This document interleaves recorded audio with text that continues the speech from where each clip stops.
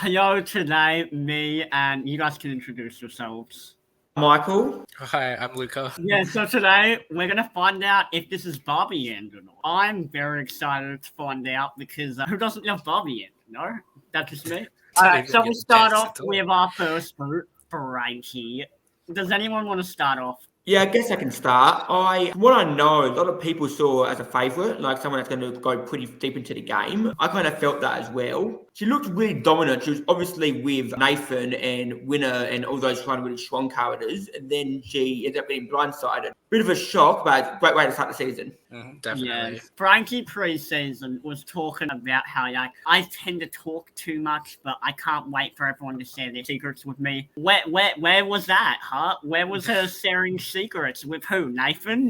Nathan and her were whispering in the bush, doing God knows what. Everyone else was like, yeah, they're a power duo. We're gonna break them up, guys. Yeah, I don't know how I feel about the term power duo being used on day 3, but okay, I'm saying what the players are saying. I'm not saying they were using it as well. That's what I'm saying. Yeah. I don't know about it was only day 3. I will say with a lot of the earlier boots, at least from these 2 weeks, I'm loving that we're in Australian Survivor especially, we're moving away from keeping the physical threats early and voting out all the nerds and the social rejects and stuff. And I'm glad that those people finally have taken power. I liked Frankie, I really did. Yeah, I wish they had voted out Nathan in that first tribal instead of Frankie, but I do understand they didn't realize or they didn't know how much they needed Nathan for the challenge strength moving forward. No, I agree. I think it's good. I think it's good we're finally starting to target the more stronger players early. I get the logic. I get the trying to keep the strength for tribe witches, but it's more fair on the contestants and maybe Anna's fit. I also heard a bit about how some of the cast. I heard a bit about how Frankie was only talking to 1 or 2 people and not everyone. It seemed really like she known that stuff at the start, but it had to be more social, I felt. Yeah, I can't speak for her social game because obviously, so I watched a podcast where someone was talking about interviewing Frankie, and they were like, "Yeah, so Frankie, why didn't you talk to people?" And she basically was just like, "I don't know, I did talk to people." So that does not help us at all. No. I mean, here's my thing with Frankie. Obviously, first of all, aligning yourselves with people who care about challenge strength, icky. Don't do that. That's always going to put a target on your back. And the problem with that is, even if people don't base votes off challenge strength, I mean, look at her she was the perceived weakest in the challenges. Definitely, and it's stuff like that where it's like, okay, why are you pushing? Because she was pushing the narrative to begin with. I want to get rid of she was pushing the narrative of weak kids go first, which is a horrifying statement. When she said that on the episode, I just started laughing because I was like, weak kids go first. And then she was talking about how it's high school and stuff, which yes, there's always going to be hierarchies and stuff in Survivor and reality TV. But I just thought it was really funny that she brought that up. High school, how old are you? 33? High school ended for you 18 years ago? What are you doing? You seem to be arrogant, being completely honest in that regard. I get high school dynamics, but this is Survivor. Everyone playing at adults. It just didn't sound right to me. I will say as well, I really enjoyed Frankie, just watching her. And we've seen people like her align with the bigger alpha males and have great success in the game in previous seasons.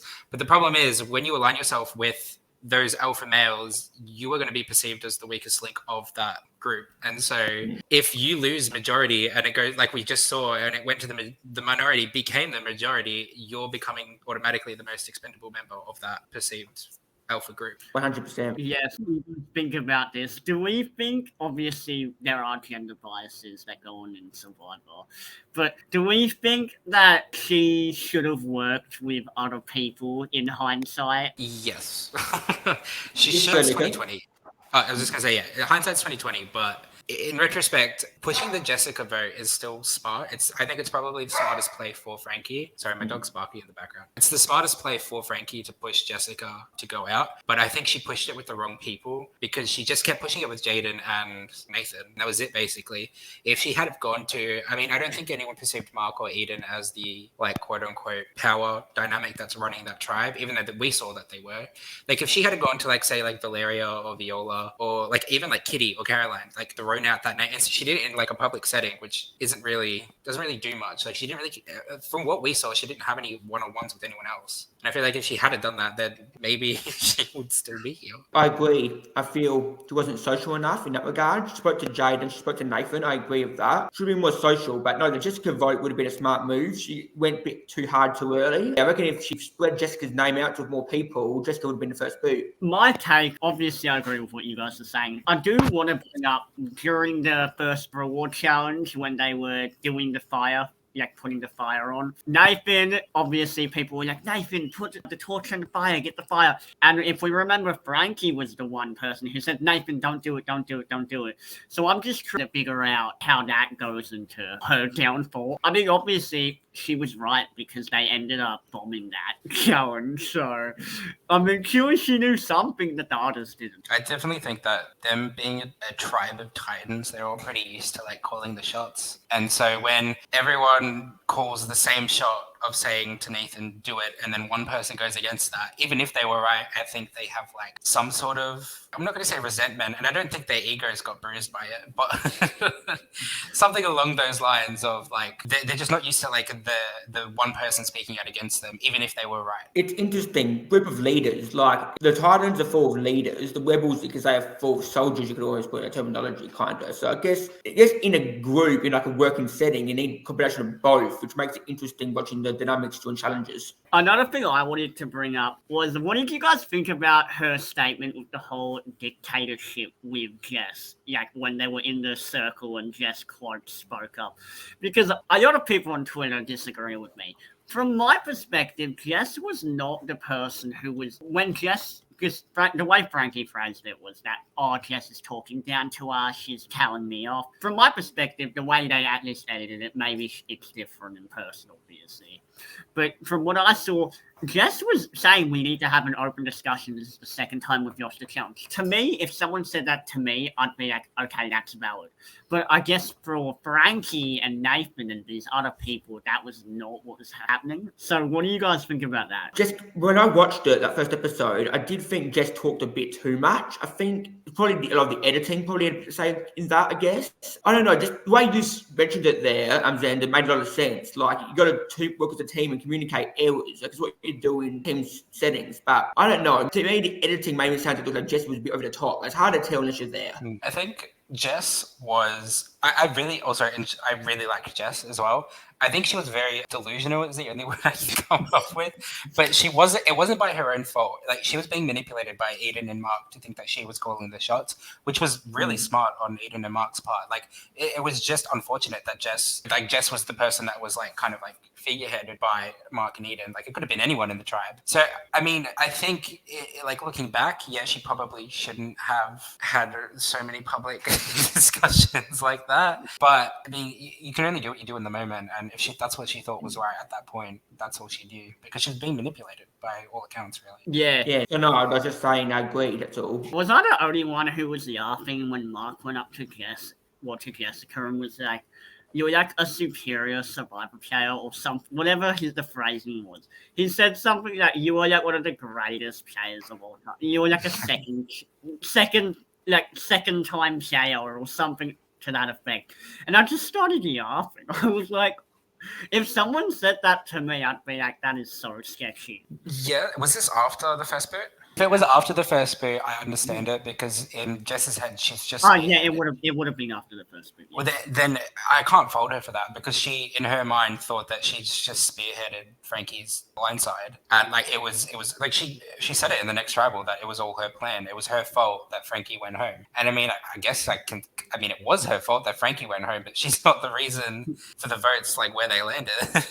I mean, honestly, I know we are talking about stuff that, like, each player did wrong, but I do want to give credit to Jess in the sense that, for starters, I think some of the words, obviously what she said at Tribal Council with Viola and Valeria when she was like, there's a lot of people in the tribe who have similar attributes that we don't really need. Obviously, that wasn't great.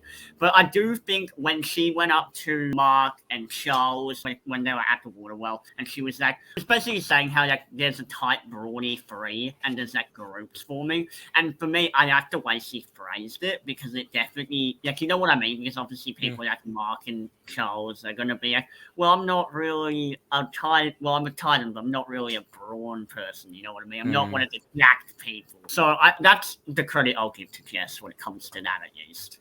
Fair enough. So do we want to go to Jess's elimination now? Yeah, I have some thoughts. Okay, yeah, go ahead.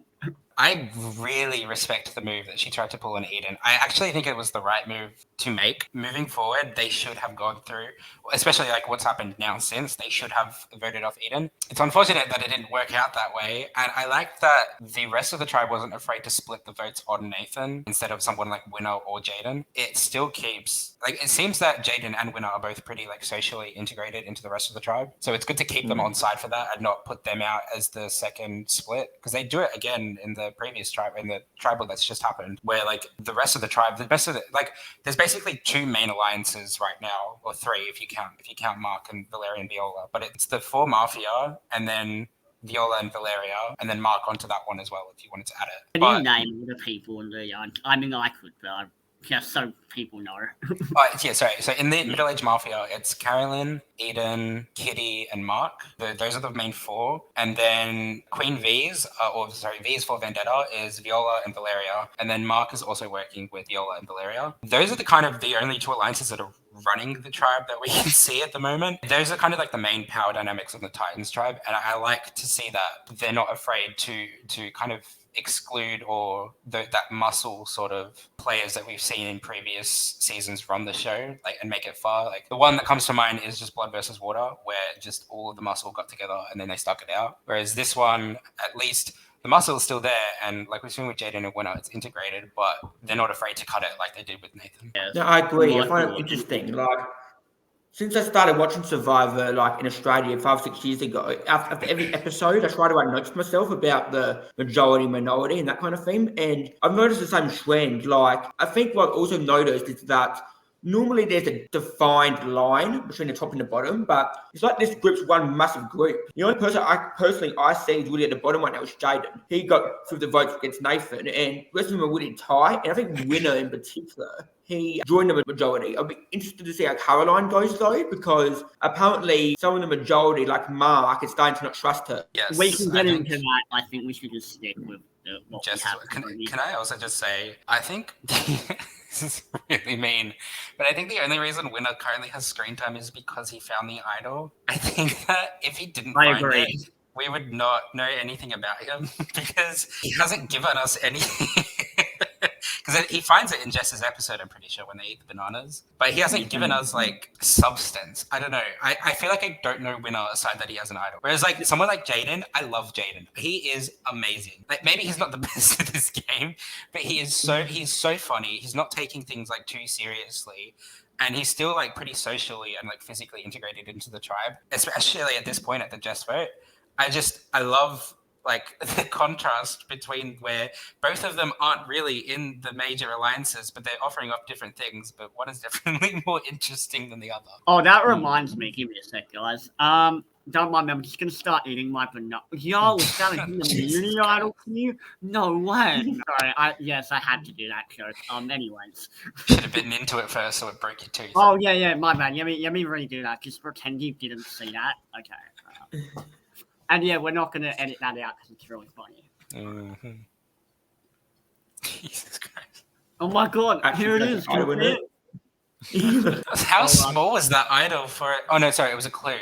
It was a cue. What do you mean? Threw the idol in the banana. I like that Winner shared it with Jaden and not Nathan. I found that very interesting because it automatically like set up there, even between the 3 of them, like the dynamics between that trio. Okay, so obviously I don't want to go into pre-season talk too much, but apparently it has been confirmed that Jaden and Winner knew each other pre-season. Really? Apparently. I don't want to confirm or deny it. I'm just saying a rumor I heard. Whether that's true or not, ask someone else. So, yeah, that's my take on that. Yeah, no, I agree. I think it's actually really funny how, like, I mean, first of all, Winner, yeah, I agree with you. I think Winner's literally only being shown just because. I mean, here's the thing. Out of Jaden and Winner, I think Winner has when it comes to the edit, I think Jaden has a better edit overall. But Yeah. when it comes to like the gameplay and like strategy, I think Winner is definitely underrated when it comes to strategy because agree. we've seen time and time again. Winner will say something, for example, like last episode, and I won't spoil what happened. Yeah. Anyway, like last episode 6, where he was like, "Oh, they're gonna want to start getting rid of the big people, like the stronger people now." And I was thinking to myself, okay, the fact it's good that he's realizing that. You know what I mean? Like it's good that someone who normally you would call a recruit is noticing these things that like most recruits like Nathan would probably just sit there and be like, yeah, why are they voting me out? You know? I Like, don't know if I can say it. I will say it anyway though because I don't really care. But my cousin, she matched with Nathan on Tinder like last year before he went on the show. no, this is great And content. apparently, yeah, he's not very different than what we was shown on the screen to how he is in actual real life. Just according to her, but it was very funny when we were watching it. He popped up and just like, oh my god, we matched. No, that's There amazing. you go. That reminds me when I saw Khan from Blood vs. Water on Tinder. And I was like, oh yeah. But anyways, Michael, what do you think about Winner and Jaden? I kind of felt, how I watched it, that Winner was more integrated with the majority than Jaden was. I feel Jaden's a good person, but he seemed to be out of it, I feel. So, no, I saw it a bit differently. I think Winner will go quite far. It was almost a fantasy pick for me. So, we'll see what happens, I guess. I don't know if I can agree.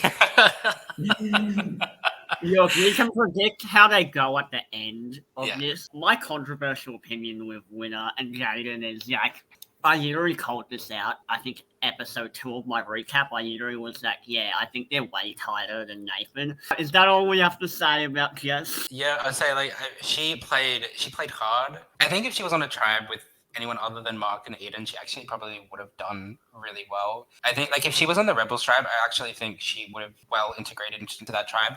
I think it was just because she was outwardly the only threat, or like the only like visible threat, Opposition? Yeah. opposition to anyone else really. Like, because as we're saying, there's other threats. Like I keep mentioning them because they're playing really good games, but like Eden and Mark, they are the biggest threats on that tribe right now, but no one knows it. So the next shot is Jeff. I agree with that, yeah. What about you, Michael? Anything else about Jess? No, I agree. As I said, I think I said about 10 minutes ago, I think the Titans have a lot of leaders, like in personality-wise, and I think that personality that Jess had would be more suited in Rebel Tribes, and I agree with Luca. Awesome. All right, next person. Peter. Finally get to talk about the Rebels. I know, so rebellious. First of all, imagine, like, if you're in the Cuddle Crew, imagine being called the Cuddle Crew, like, watching this back. Like, if you didn't know it. But I think they called themselves that because, like, Tobias refers to it as the Cuddle Crew, like, later in the episode as well. Well, either way, I just think it's hilarious. Like, imagine if they didn't know that was what people were called. That they That come is a back funny after name. the season, they start watching, and it's just like, you guys called us the Cuddle Crew? Like, they're on call with, like, Barris and Kirby and all of them. It's like, that's what you guys were calling us? I mean, it's a pretty, like, adept description of that group. So it's the four of it. So it's Peter, Sarah, Tobias, and Alex, right? Those Yes, four are and the Cuddle Crew. Peter, Alex, Sarah, and Tobias. Yeah. I kind of like it. It's kind of funny. I mean, I'm not gonna lie, I kind of thought their name kind of sapped. Like, compared to other Alliance names, like, easily the best Alliance of the season. Yeah, you've got with the 3 alliance names currently in this season are the Middle-Aged Mafia, V is for Vendetta, and the Cuddle Crew. So, I mean, it's not hard. It will not top V is for Vendetta. That's the best ever of any my alliance. But it's a close second. What do you think, Michael? What do you think about their amazing Alliance name? Well, or what people call it? It's amusing. I think they all suit their personality. Like we saw Peter, Alex, all that stronger alliance, Sarah, Tobias. We've seen them all cuddling into camp together. So I think, no, it suits them. And then the visible hand, how Mark and Eden are connected and keep it secret. I think it all relates. I feel Peter would have been a big threat. Like I had Peter going quite fast. I feel she would have been a bit of a threat going into the game. But I will point out too early that Kirby and Rihanna, the way they orchestrated that vote and then kind of shifted to the other side, that was a really impressive move, I felt. I feel the same. Okay, we're gonna get into that shortly because I disagree. Yeah, I'm I gonna disagree be as well. completely And we can get Yeah, into okay. why in like 5 minutes. But obviously, just like someone I know, not me, of course, she went home with an idol in her pocket, I was and that gonna is say, not great. Did That's you not see great. yourself in that photo? Yeah, I think I just try to zone out Melbourne Survivor. Like, I know the new season is coming out for Dynamic Duos, and multiple people have asked if I'm going to play. And I think I was really eager to play up until that happened, and now I'm like hesitant. But no, I mean, yeah, obviously going home with Idol's not great. I mean, first of all, why are you going to call your duo partnership with Alex, Ken, and Barbie? That is so cliche. What is that? That is awful. It's kind of bad. But Eileen's fucking clap back. Oh my god, I love Eileen. We'll get That into vote that. off was so good. I think episode 3 is definitely a standout episode for Kirby. Like that, she like took it by the balls and just ran with it. She dominated that episode, and I don't agree with you, Michael. I don't think it was a good move for her and Riri to I vote agree with with you. the Cuddle Crew. The only reason I don't think it was a good move is because in the very next episode, they don't vote with them again. They vote out Tobias. So what was the point of trying to keep them on side if you were just going to vote out another member of them the next episode? I don't really, it just doesn't really, it's not computing. The only reason it makes sense to me is if Swap was next. That's the only reason I could imagine. But even After then, 3? but even I am not finishing. But even then, yeah, even if they were swapping, I agree. I think it was pointless. You just pissed off for Kirby and Rihanna, especially Kirby. We saw at the start. It seemed like Kirby, Garrick, and Ferris were kind of maybe like a little trio. Yeah, Kirby, you just got like sold that down the river for no reason. And that sucks because Kirby beforehand, the whole reason Kirby even made the move in the first place was because Kirby didn't wanted to play under the radar. But by trying to play under the radar, she ended up exposing herself and putting a massive target on her back. Definitely. And on top of that, we will get into this later on, but I'm going to be honest, out of Ferris and Kirby, I think Ferris is going to win that war. I really don't see Kirby winning that. I really do. I really don't see Kirby winning that war. I mean, back to Peter, though, like, yeah, it's not great that you threw a challenge that didn't even benefit you. Here's the thing. Maybe, I'm wondering what you guys think about this. In my opinion, pre-merge, like pre-swap, you should never throw a challenge. That's my opinion. I can understand that a swap why you might want to throw a challenge, but when it comes to pre-merge, pre-swap, it does not benefit you to throw a challenge. Like, yes, okay, Callie and Raymond might be people you might not want to work with short term, but long term, they have more loyalty to you than they do to original Titans. And that's something I think people have kind of forgotten, where they're just thinking about, like, right now, that they're having a civil war. They're not thinking about, like, what are the impacts of their decisions later on. And that's another thing I wanted to bring up with, like, for some reason this season, Aldous people have been super vocal. Like Viola, mid-challenge, he'll be like, not today, Rebels, not today. From a TV moment, that's great. If I'm on the Rebels and I see someone like Viola scream out, not today, Rebels, I'd be thinking, oh, fuck, this chick's never going to work with us. You know what I mean? Yeah, I see stuff like that. Or we see Alex with the bloody trophy drinking it at the end, VXing in front of the tribe last episode. And I'm just like, this is horrible gameplay. You are cutting off your options. The worst thing you want to do is cut up your options because this is a game about numbers and like politics. Yeah, I get what you're saying. I understand all of that. I think Charles is another one. Charles was very vocal after the first Titans win, so I think you're saying there. It makes sense. I do feel that it can limit options a bit, but people could be competitive. Like you're playing in these reward challenges, immunity challenges, and you know they're like the biggest things you do when you're on Survivor. So I guess it's the passion showing now, and I feel people understand people's competitive sides, but I get your point as well.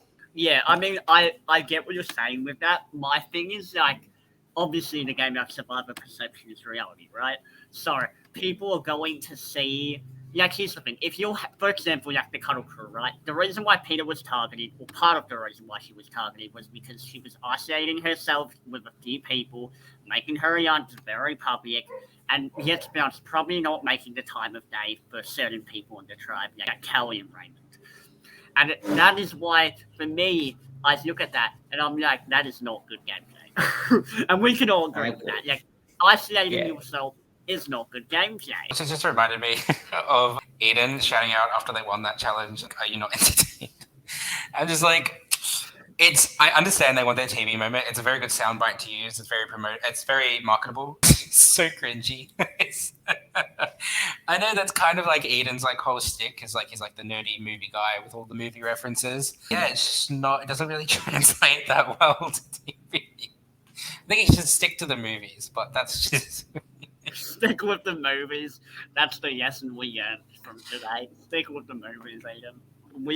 Do you guys have anything else you want to say about Peter's game overall? Like, do we like the way she spoke to people? Because I do not like the way she spoke to some people.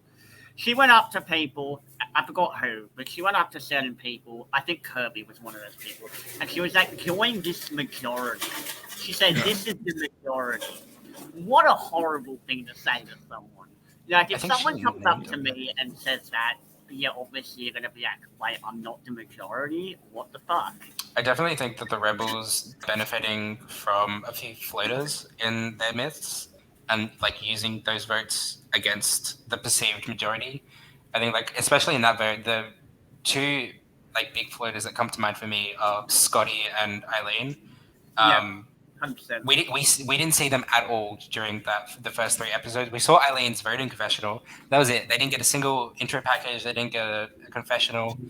So I think Kirby, Ferris, and Garrick trio benefited from putting Scott and Eileen on side because they didn't want to be in the Cuddle Club or the Cuddle Crew. Really, they weren't included in it. I don't even think that Eileen or Scott were talked to by Peter from what we saw. And then we have like Riri and Kelly and Raymond are amazing shields, by the way. Can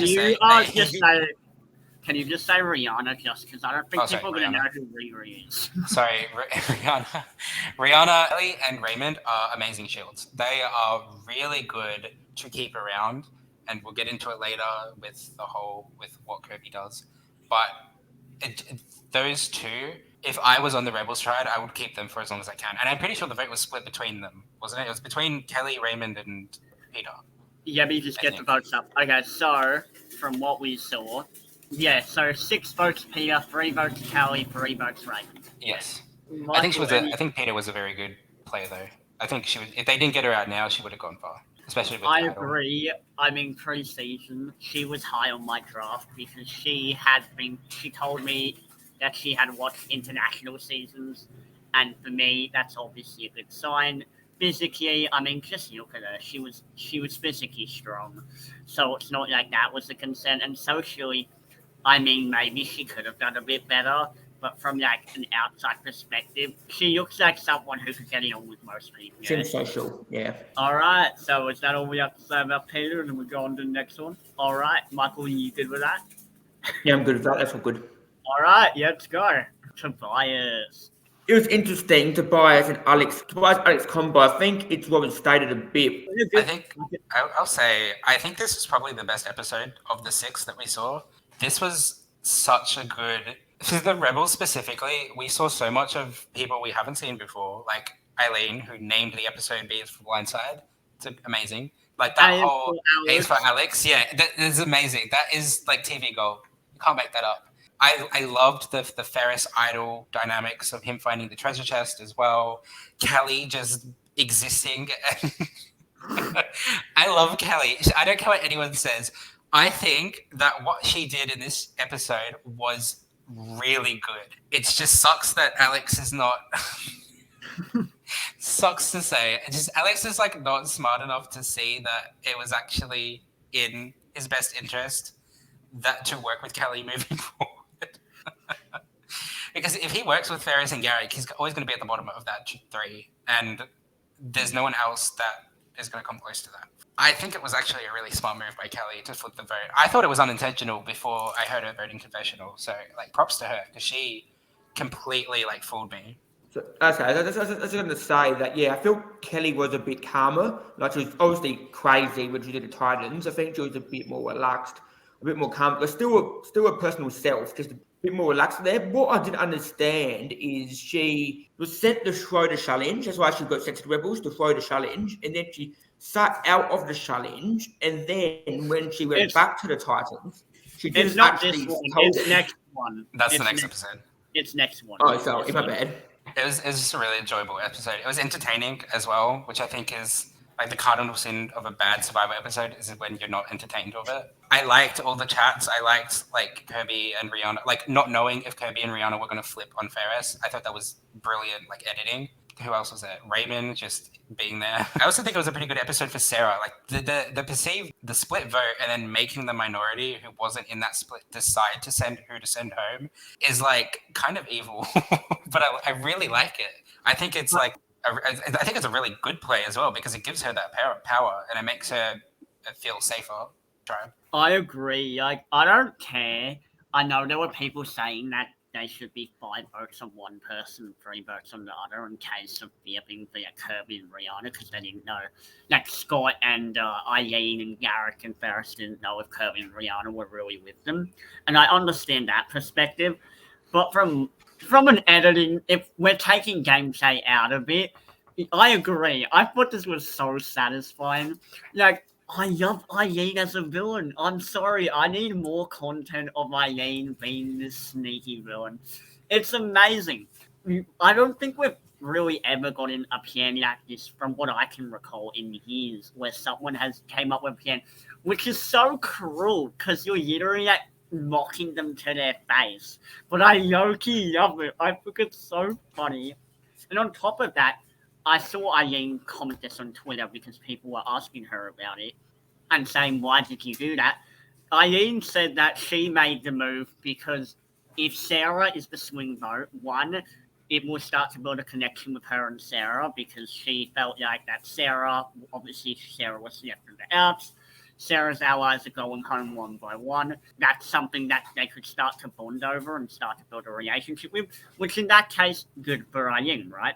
As for like the whole mocking, I mean, here's the main thing I'm trying to figure out is how close are people like Scott and Eileen are to each other? Because we have seen that they seem to be the middle people, but I want to know if they're like, actively working together or if they're just two random people that go on something. Really, I agree 100%. I think that it's more explained in the next episode, but Scott, I have no idea where Scott's allegiance is. I think he doesn't even know where they are. I think his allegiance is to himself, and if that's his game, like, good for you. Like, do whatever makes you go further.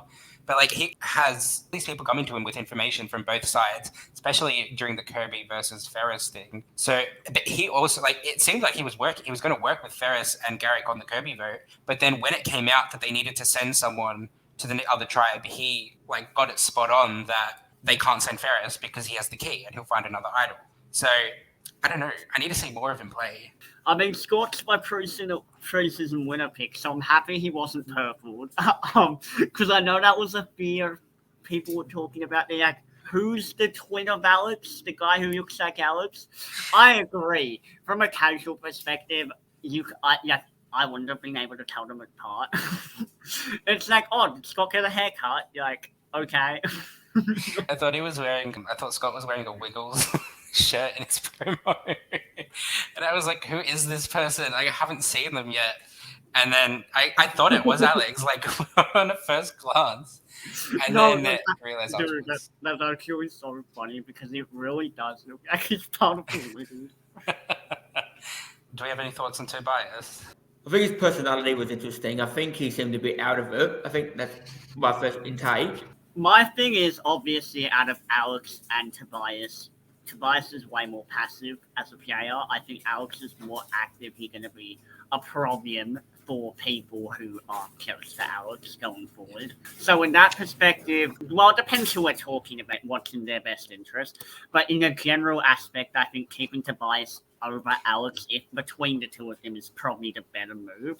When it comes to, because here's the thing, I think Tobias is the type of person where he'll be loyal to a crew to a fault, where like he won't really not strategize too much. He'll just kind of go with the flow.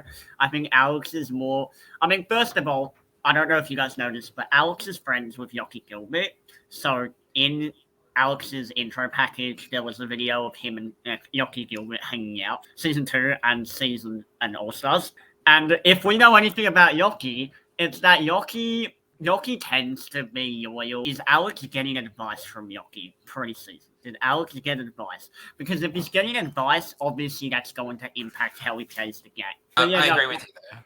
I agree. Yeah. I didn't know about him knowing Loki, but if I am Alex, I'm asking every question I have to Loki, and I definitely can see influence of Loki's games in it. Big takeaway from Loki is when Loki's allies are all voted out and he's the only one left, that's when he really plays the game and he plays it well. Like we saw it in his first season when all of his allies were voted out and he just went on an immunity run and just caused chaos everywhere. And then we saw it again in All Stars where he was the first person voted out of all of his allies and he didn't have any room to play. He didn't play, basically.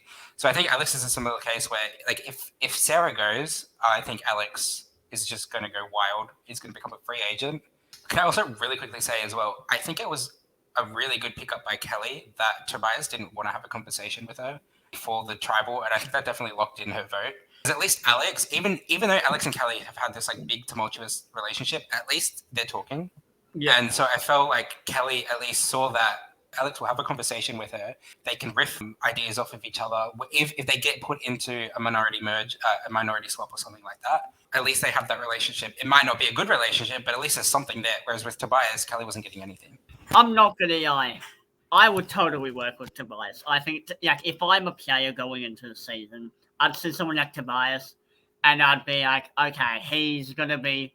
Because when we look at Tobias, we look at like people with similar archetypes, right? So we're talking like a Gavin from Brain vs. Brawn. I do agree with you on the whole Kelly. I do think that definitely did impact Kelly's vote. And here's my thing. I know a lot of people are saying, oh, it was a bad vote for Kelly. Here's my thing. I don't care what Kelly does. One, because where it's entertainment. Two, if we're talking about from like a strategic standpoint, the way I see it, Kelly isn't really close to either Tobias or Alex. So there's like, you know what I mean? Like, there's not someone who, out of the two of them, it's not like Kelly has had a great relationship with Tobias since day one. As for Alex, like the way I see it, if Kelly genuinely thinks it's in her best interest, even if it makes no sense to us, we have to understand that when you're on the island, you get what's in the episode. So there are a bunch of people who like talk every day and have relationships with each other that just aren't highlighted in the show that can still impact the vote. But yeah, no, I mean, look, overall, Tobias, he played a pretty decent game from someone saying on the bottom. Even though, yeah, you shouldn't assume that you're going to be kept around because of challenges. Rookie mistake there. Yeah, I mean, it still was an interesting tribal council. If the split vote had gone off, like as intended, who do you think Sarah would have voted for? Well, I mean, realistically, if you're going to cuddle Tobias at night... Sorry, that sounds so sketchy. But that would have been cold if she had voted out Tobias. I mean, look, I was already rooting for Sarah pre-season, but she definitely... I would have been rooting for her more. Had she done that, that would have been hardcore. That would have been amazing. Like, even if it's a horrible move for a game, like, entertainment-wise, I would have been like, that's respect. I think between the two of them, yeah, I think we all know she would have kept Tobias over Alex just because of the relationship. Yeah, I think Sarah's in an interesting situation where she was told the split vote was going to happen, but or at least from what I think she was told that it was going to happen, but decided to vote with the guys, aka Alex and Tobias, regardless. And then, obviously, when Tobias got voted out, she was like, oh, what's going on here? But yeah, no, I mean, yeah, if I was Sarah, I would have kept Tobias. I mean, if that's your... Here's the thing. I get like having to turn on people eventually, but if you can have someone who's your number one, I think you should be keeping that person around for as long as possible. At least pretty much. Nathan. yeah, me too, bro. Yeah.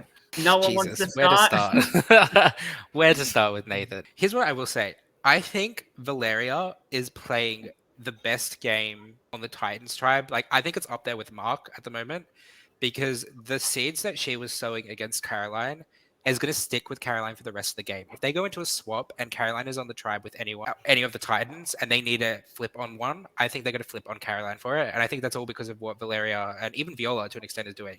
What I didn't get with this episode though was why Viola was telling Winner and Jaden the vote was Caroline when Nathan wasn't even there yet.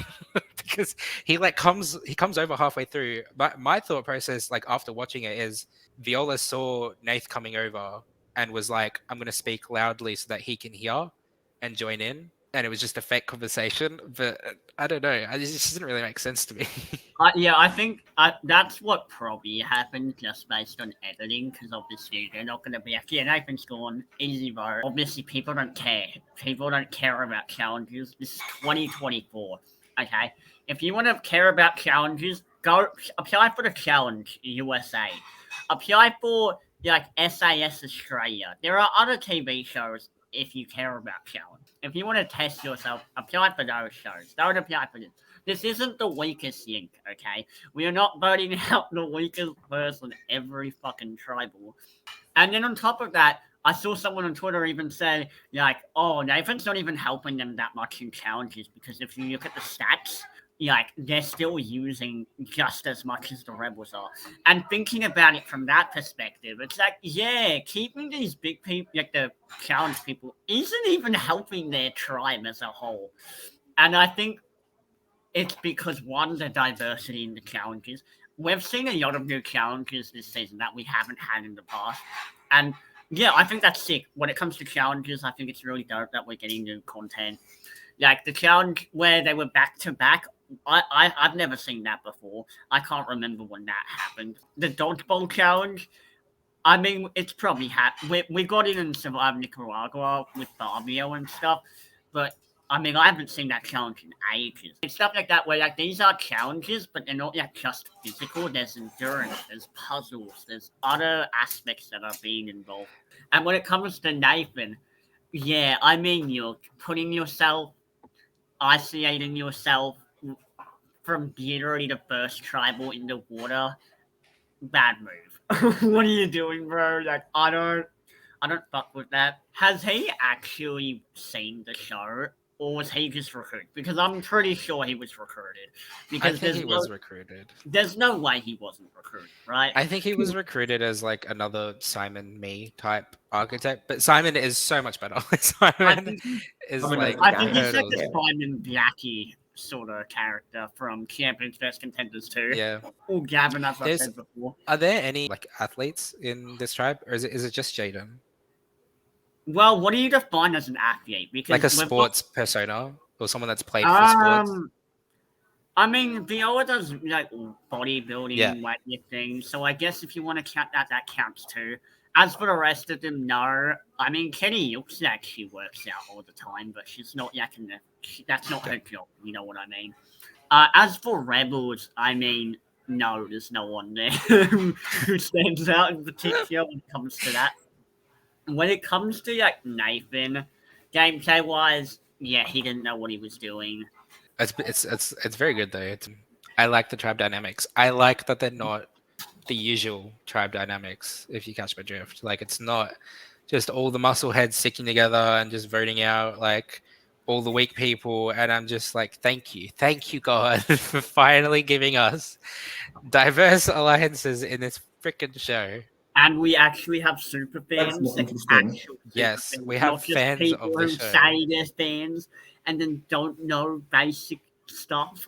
I mean, yeah, Nathan's game is like, I'm trying to think about similar people who are like Nathan. I mean, look, Nathan is one of those people where like he applied for the wrong show. I'm just gonna be honest. Like, Yeah, they should have put him on something else. I think after the Frankie vote off, he didn't really do anything to rebound off of it. Like, even the Jess vote, that was just the next easiest vote. And he was still the split vote option for it. I think if he tried to integrate himself with, if he wanted to stick with that, like, strong people stick together type of mentality, why not pull in Valeria and Viola? They're two of the That's strongest true. people on your tribe with Jaden. If he pulled them in with Jaden and Winner, they have majority automatically, and then that just leaves Charles. Oh no, it would be 5v5, but then that would just leave Charles out. But still, at least it's better than 3 minority. At least with Mhm. 5, you can do something. I feel like obviously it's not great that he had people like Winner and Jaden, who even them, his two like debatably closest allies, were willing to just get rid of him like it was nothing. And obviously they're in a situation where they can't really put their foot down that much, so I understand it. But at the same time, I think it's also like if they like you know how people are like if you vibe with someone in the real world, you would know if you know what I mean? Like if you vibe with someone in the real world, or you can tell if you get good vibes or bad vibes from someone. If these are like your friends who you've genuinely formed connections with, you would hope he would know when they're lying to him, right? Like, does that not make sense? Like from my perspective, at least, like Yeah, I think if he was he just like. Sorry, I didn't mean to cut you off. You go for it. Oh no, you're good. I was just gonna say, from my perspective, at least, it's like if you get good vibes from someone, you know you got good vibes from someone. But if you've gotten bad vibes from someone, then like obviously you know it went bad. So I'm a bit confused how he just was not aware of what was going on around him. Like, I think, in my mind at least, I think he was. I'm just going to chop it off to arrogance. I think he was too arrogant that he thought that his challenge assets would outweigh him not being socially integrated with the rest of the tribe or alliances. He thought he was too much of an asset for them to lose. But no, that's not how it works. And I actually think like this is the best move any of the Titans could have made right before a swap, because you've just got rid of one of the biggest challenge competitors, and you've got rid of someone that wouldn't have been loyal to the Titans. They voted out his number one ally. If Nathan was in a position to flip, granted it, if he wasn't on a tribe with Jaden and Winner, he would have flipped on the rest of the Titans and just Yep. went with the Rebels. can we talk about Mark's ridiculous possible move, thinking about turning on Carry On? Okay, look, I get it.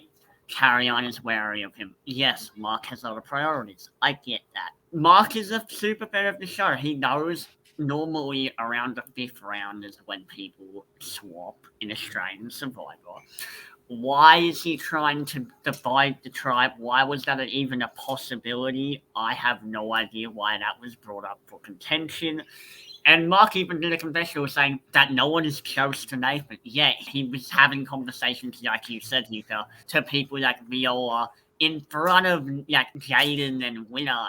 And it's like, I don't know why. Like, I could see that easy getting back to people like Charles and Eden, who that probably will get back to them at some point. Where it's like, if those little things can break alliances. Like little stuff like that can be the difference between one day you're working with someone, the next day you're voting them out.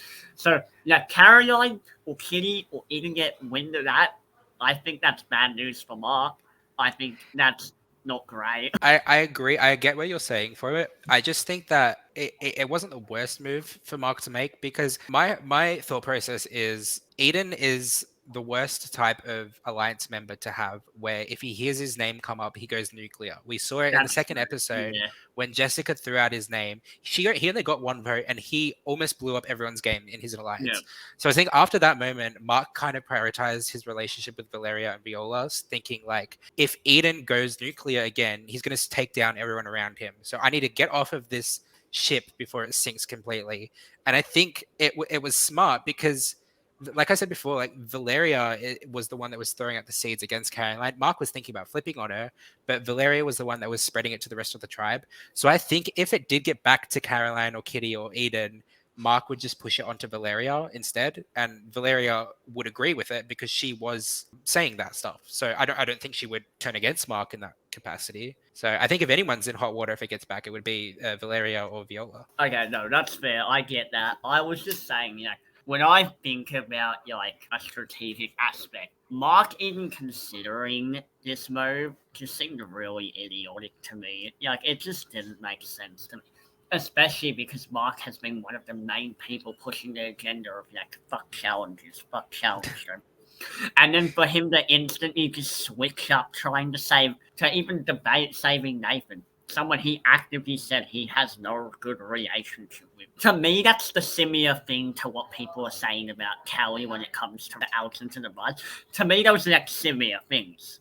Like obviously changing a vote is different, but to me that's like the same sort of thing where it's like that doesn't make sense from my aspect. But, I get that though. No, I get you. I get what you're saying. I think didn't Mark not trust Caroline though? Yeah, I don't think Mark trusts her all He that much. realized that she was catching on to he having other priorities. That's what was happening. Yeah, I get there's a risk there, but I also know what you're saying. Like, there's a tribe shop literally coming next episode. Like, Sunday's going to be a tribe shop. So I guess keeping Caroline close would have been beneficial in case they were stuck in a minority, whatever, I guess. I understand if there's a risk of her being danger to her game, his game too. You've got to consider that. So it's hard to answer that one. About what's going to happen next. So, first of all, does anyone have any bold opinions or controversial opinions that they think is going to happen with the rest of the season? Ooh, rest of the season. Or any of the season? I think Scott will go pretty far, I feel. Scott is playing I a very feel good that he hasn't been shown a lot so far in the show, but his personality, I think his personality is very like positive and he seems to get along with people. I feel Scott will go further in the game than maybe it's getting shown right now. I really like the Brant still simulate. Thank you. I was gonna put something on the white part, but I was like, nah, it's funnier if I don't. I do have a bold opinion about one person on this cast. Yeah, sure. So I really don't like Garrick. He he annoys me. That's like the only way I can like put it as like into words. I will say I really thought his intro package was hilarious of him being like you think he's gonna be like a big like up and coming like private detective or like big like bodyguard type thing, and it's just him walking in front of a reject shop. I think like that was like comedic timing on the editor's half. To me, he's not providing anything to his alliance, and when he is, it's just nothing positive. It's all negative. Like him getting mad at Kirby for flipping. I mean, I understand it. Like same with Ferris, like completely understandable. But then him like turning around and saying like, it really hurt me, Kirby. Like my heart still hurts. I've cried all last night. It rattled me, mate. Like, and it was just her writing down a different name, and it wasn't even his or anyone in his alliance. Yeah, going up to someone and saying, I was crying last night, I wasn't joking. Like, when it comes to like at least pretending you're on her side, that's horrible gameplay. When it comes to Scott, well, here's the thing. He's been getting more screen time now. I do see Scott making merge realistically, just because. I mean, here's something. I know we were talking about like what side would Scott be on if like potentially with the Rebels, like who was Scott close with, etc. We did see last episode Scott was did tell Kirby vital information about Rihanna's name being thrown out there. So in that case, I could see Scott obviously being a little free with Kirby and Rihanna in a hypothetical scenario. If we're just trying to break down what is the storyline trying to tell us, like what are the episodes trying to tell us, obviously we all know the alliances that's happening on Titans, but with Rebels it's a bit more chaotic, like it's a bit more fluid. It's interesting. It's definitely a different dynamic. And I know for me especially, I'm personally rooting for Rebels this season, just because I knew they were going to be way more interesting as characters. And I think gameplay-wise, they're more likely to screw each other over, which is great TV for us. Gameplay-wise, I would rather be on Titans. But when it comes to, entertainment value, Rebels are going to be the good casting choices. People like Kelly, people like Kirby, people like Ferris, those sort of characters. Personality-wise, yeah, I agree. All right. See you, Michael. See him what? Yeah. Scott, I can see him going far. Like I said, I don't really know where his allegiances lie. He's playing a very good floating power. He's floating to whichever side has power at the moment. If that Rebels tribe was to go back to tribal, do you think the Rihanna plan would have worked out? Okay, so based on what we've shown, maybe okay. So I know I should have done a bigger deep dive into that, but honestly, I wasn't focused on that because it didn't happen. You know what I mean? That's But fair, yeah. had they gone to tribal, I mean, let's just talk about it right now, like openly. Realistically, so we're saying Kelly is back on the tribe and whatever else. So what would the plan be? Would it be what they said in the episode, like the same plan? Or would it be different? Like, what would it? If they were to go to tribal now after Kelly came back, I Hypothesis. think that's too hard to predict Okay, because Kelly let's just was say, supposed to throw the tribe and then she sat out, which I think Okay. is bloody iconic. By the way, that was so. oh no, It was that's just so funny, yeah. comedic. Yeah, okay. So instead of doing that, we'll just look at Team Ferris and Team Kirby and just Yes. point out who has more numbers. Because obviously, you're right.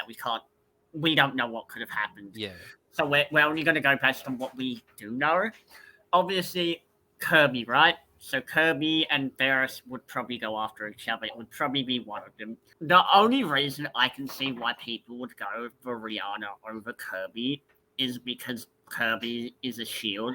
That's the only reason why I would go for Rihanna over Kirby, because I think Rihanna's more likely to stay in the shadows and go past like younger. Because otherwise, I don't know why they weren't just targeting Kirby. Was it because Kirby had better relationships with people and they thought it'd be easy to get votes on Rihanna? Yeah. Was it because Kirby's better at challenges? Like, I didn't know what other factors were going into why Ferris and Garrick were targeting Rihanna instead of Kirby. I think Ferris mentioned that he could still potentially work with Kirby. I think because she proved herself on the first two votes. I see Rihanna and Garrick as kind of in the same positions, just on opposite sides, being like the closest to the respective leaders. I don't know because Kirby still wanted Ferris out. She didn't want Garrick out, but Ferris and Garrick wanted Rihanna out. So yeah, I don't actually know the answer as to why they wanted Rihanna over Kirby. I guess I don't really know. Maybe because maybe we're not seeing something. Maybe Rihanna's more allies or connected to more people in the tribe than Kirby is. Because we did see in when Kirby and Rihanna were coming up with that plan about the split vote in the third episode, Rihanna kind of didn't really realize that she was close to Kirby. She was like, "Oh, is that what we're doing?" Okay. She it was kind of like Kirby kind of just like Kirby kind of assumed that Rihanna was like her number one ally, and Rihanna was like, "Okay, I guess I am." Well, with Rebels tried, had they hypothetically gone to another tribal council, as I was saying. So based on what we're seeing, based on Scott's gameplay, Scott, Rihanna, Kirby, one side. This is just based on what we've seen. Obviously, Scott never. I'm just going based on what Scott did in the episode. Obviously, Scott never told us he was on Team Kirby, but that is what it seems to be pushing. So that's what I assume. Those three, and then obviously Raymond and Kelly are just going to go with whatever side, right? Raymond is closer to Ferris. Ferris is close to Garrick. I'm assuming Garrick and we've seen that Eileen is a very strategic player, and we've seen her and Garrick when they were walking out of tribal council, they mentioned okay, Kelly was the one who flipped the vote. So I'm assuming Eileen would go with Garrick just based on what we're seeing. So Eileen and Garrick would probably be Team Ferris over Kirby, just because Ferris has been seen more as a reliable ally because he's voted the way he said he was going to vote multiple times. Yeah. As for Kirby, she's gone rogue. Yeah. And then on top of that, Ferris has found a hidden immunity idol. And if you're Eileen, one of the big things you'd be thinking about is if I'm in danger, I want to make sure I'm working with people who can protect me. And if they can find stuff like a hidden immunity idol that I mean, obviously that's ideal, right? On top of that, Ferris has the key. And Eileen might people like Eileen and Garrett. Well, not Eileen. I'm trying to think. People like Eileen mainly will see that, and maybe Alex and Sarah, depending which side they end up leaning towards. Right? Will see that, and they will be like, okay, Ferris has an opening to the other tribe, which could get us more numbers, more people to work with, but that could also be the opposite effect, where it might be like, oh, Ferris is beyond dangerous, so we need to get rid of him, you know what I mean? But if I'm a super fan in the cast and I'm looking at this season, pretty much, as I said, you don't want to turn on your allies. There's no point turning on your allies if you can avoid it. because that's like the whole. For me, when I look at the pre-merge, I always see it as you're building your army for the merge. Because obviously at merge normally there's two sides going at it, and you want to have the numerical majority going into it. I think Alex and Sarah will be Team Ferris because they're gonna stick together. And we saw Alex tell Ferris information. Yeah, that's part of the reason why I think Kirby is going. If they kept going to Tribal Council, I think Kirby would be in minority and would use the battle between Ferris and Kirby. And that's taking the idol out of it. I haven't even mentioned. Yeah. I completely forgot that Ferris found another idol. no, that's literally my point. Like the fact that there's already this much good stuff for Ferris's side compared to Kirby, and that's taking the idol out of the equation, I think is a really good sign. Obviously, for his winner potential, we can get into that later. Yeah, I think out of the two of them, I think Kirby and Rihanna would have gone home. That's my prediction. Yeah. What do you think?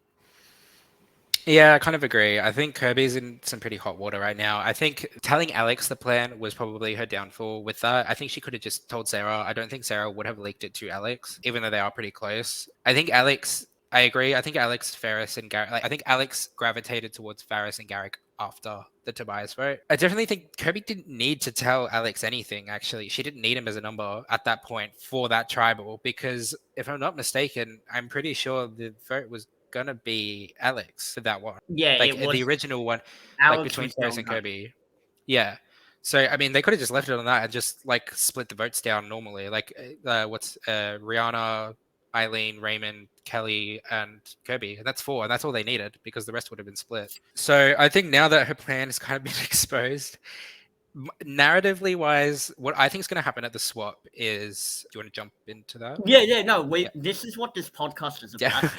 Narratively wise, what I think is going to happen and what I think production would love is Mark, Ferris, and Kirby are going to end up on the same tribe, and Ferris and Mark are going to work together because Mark found out about the treasure chest from Ferris and found out that it was real. So that's automatically now that I said it out loud, I don't know if Mark would reveal that he found it, because then Ferris knows that he has the idol. I don't think he would reveal it, but I do think your point was correct, where Ferris has told him it was a real thing. The chest.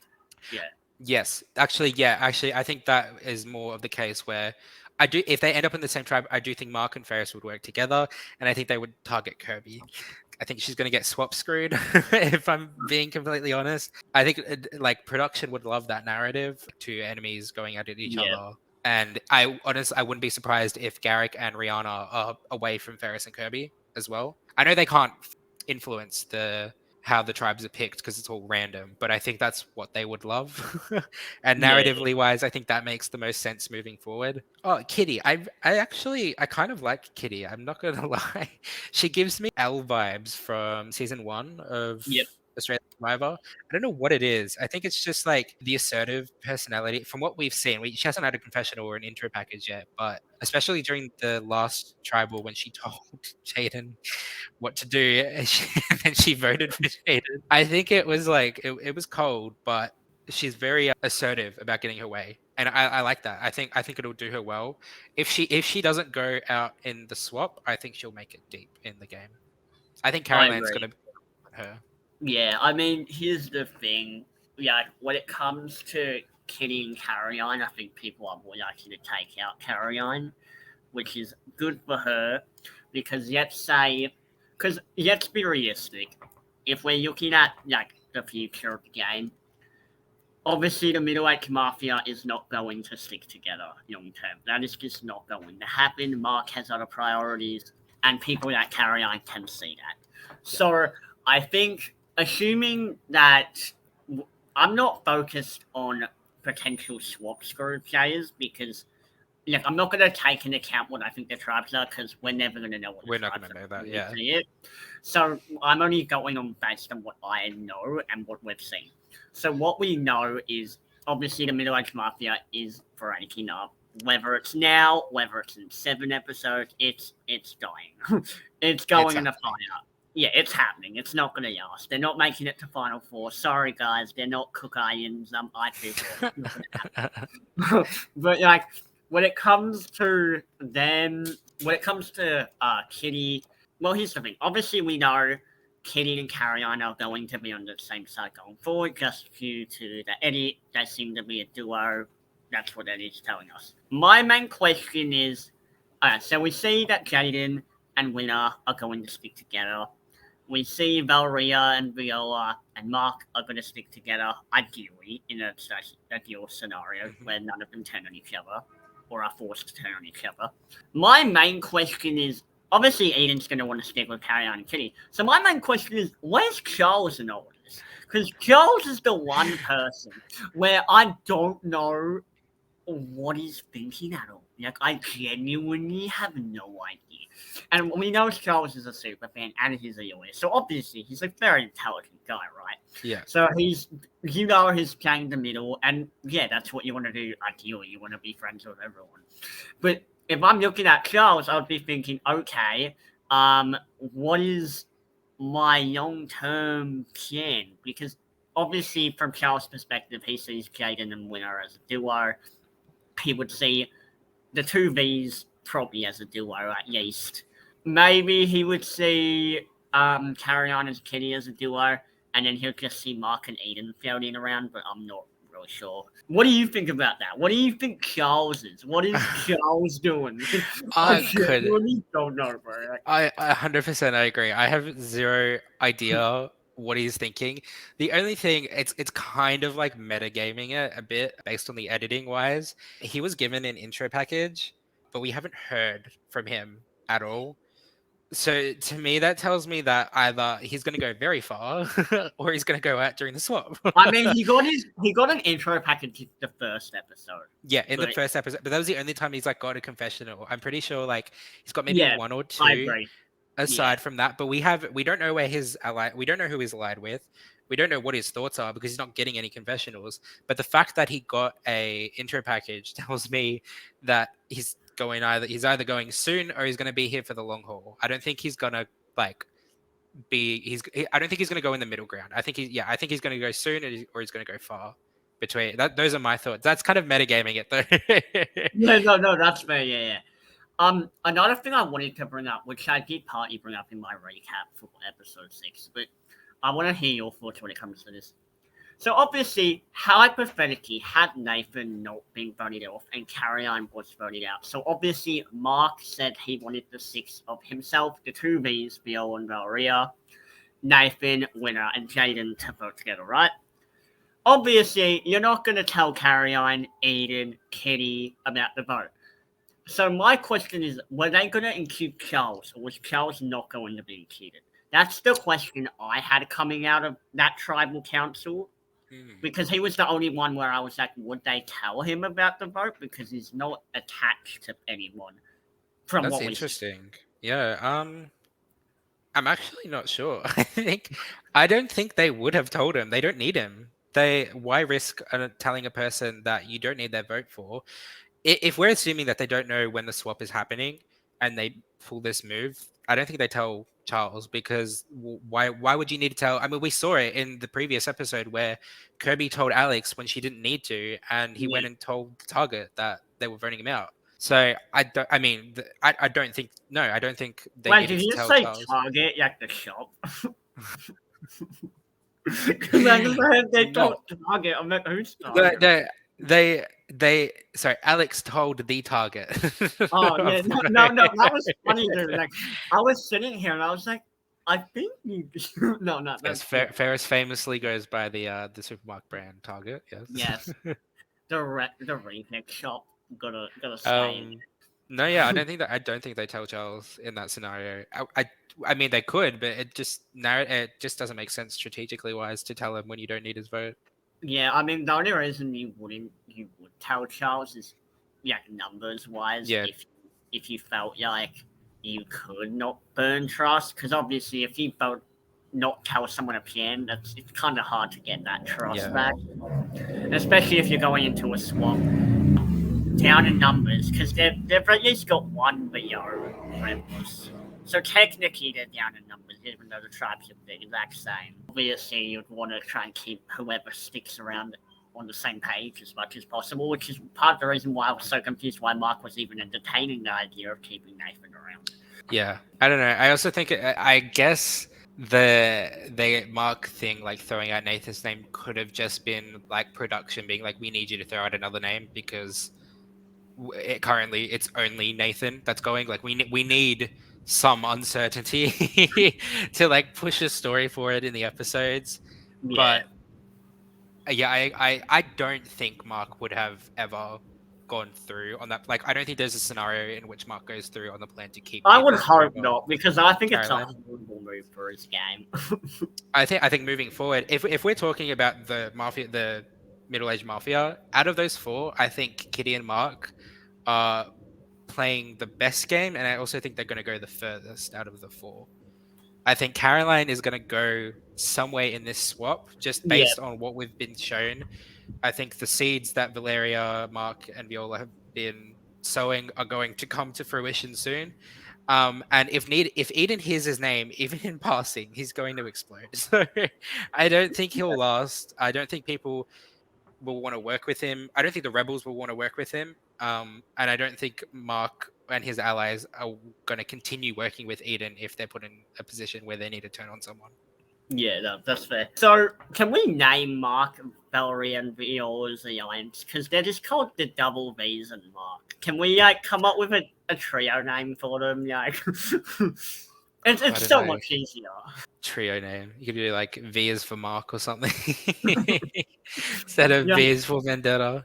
I need to edit a show to name them like the Trippiets or something. Like just name them something where like it's not just the two V's and Mark. Yeah, I don't know. I don't know what you could go with. I think for me, at least personally, Valeria is going to be my winner pick. I just think she's playing a really good game, even if like some of the things she's doing is unintentional. I just see like, I don't know. I get very big like Liz vibes from her from previous seasons. I just think she's very calculated and cold. Do you think Valeria or Viola will turn on each other at any point throughout? Okay, or do you think they're pretty unbreakable? So my take with that is, I mean, I understand. Well, he's living from episode 1 to basically being like, yeah, we're like best friends, we like stick together, whatever else, right? Mm-hmm. So my thing with that is like, I think there is I think they would turn on each other. I just think right now that is never going to be a possibility. Like short term, that's not going to happen. I agree. Just based on the edit, because they've been hyping them up as like the duo. You know what I mean? But, like, I don't. I'm so excited. They've been hyping them up as the duo this entire time. So for them, one of them to randomly turn on the other one would make no sense. Yeah. Like, from an editing perspective, because otherwise you just wasted all this time hyping up nothing. You literally just wasted your time. But like a few episodes ago, we were all like, "Oh my god, the invisible hand!" But that's irrelevant now. So I don't know. Like it's interesting.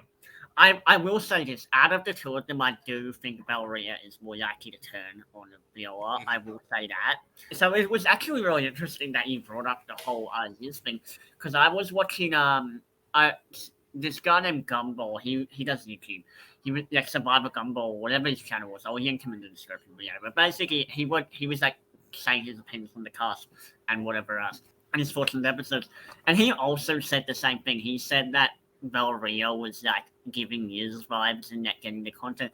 And before I watched that video, I was like, Valeria's not winning. But after you and him have both said that, I could see a path where she could win.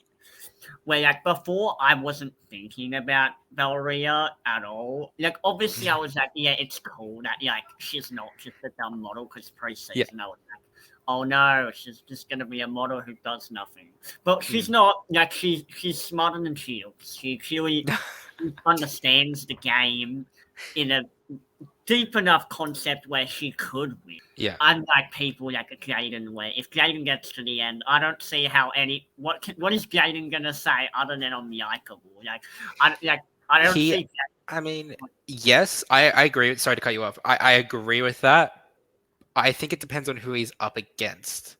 Because if he's up against two people that are like, if it's the final three and he's up against two really unlikable people, I actually think the social game that Jaden's playing is reputable for a win. Yeah, I'm not saying that I don't think he could win. I'm just saying, like, from like a game standpoint, the people who I think can win are people who at least know what they're doing.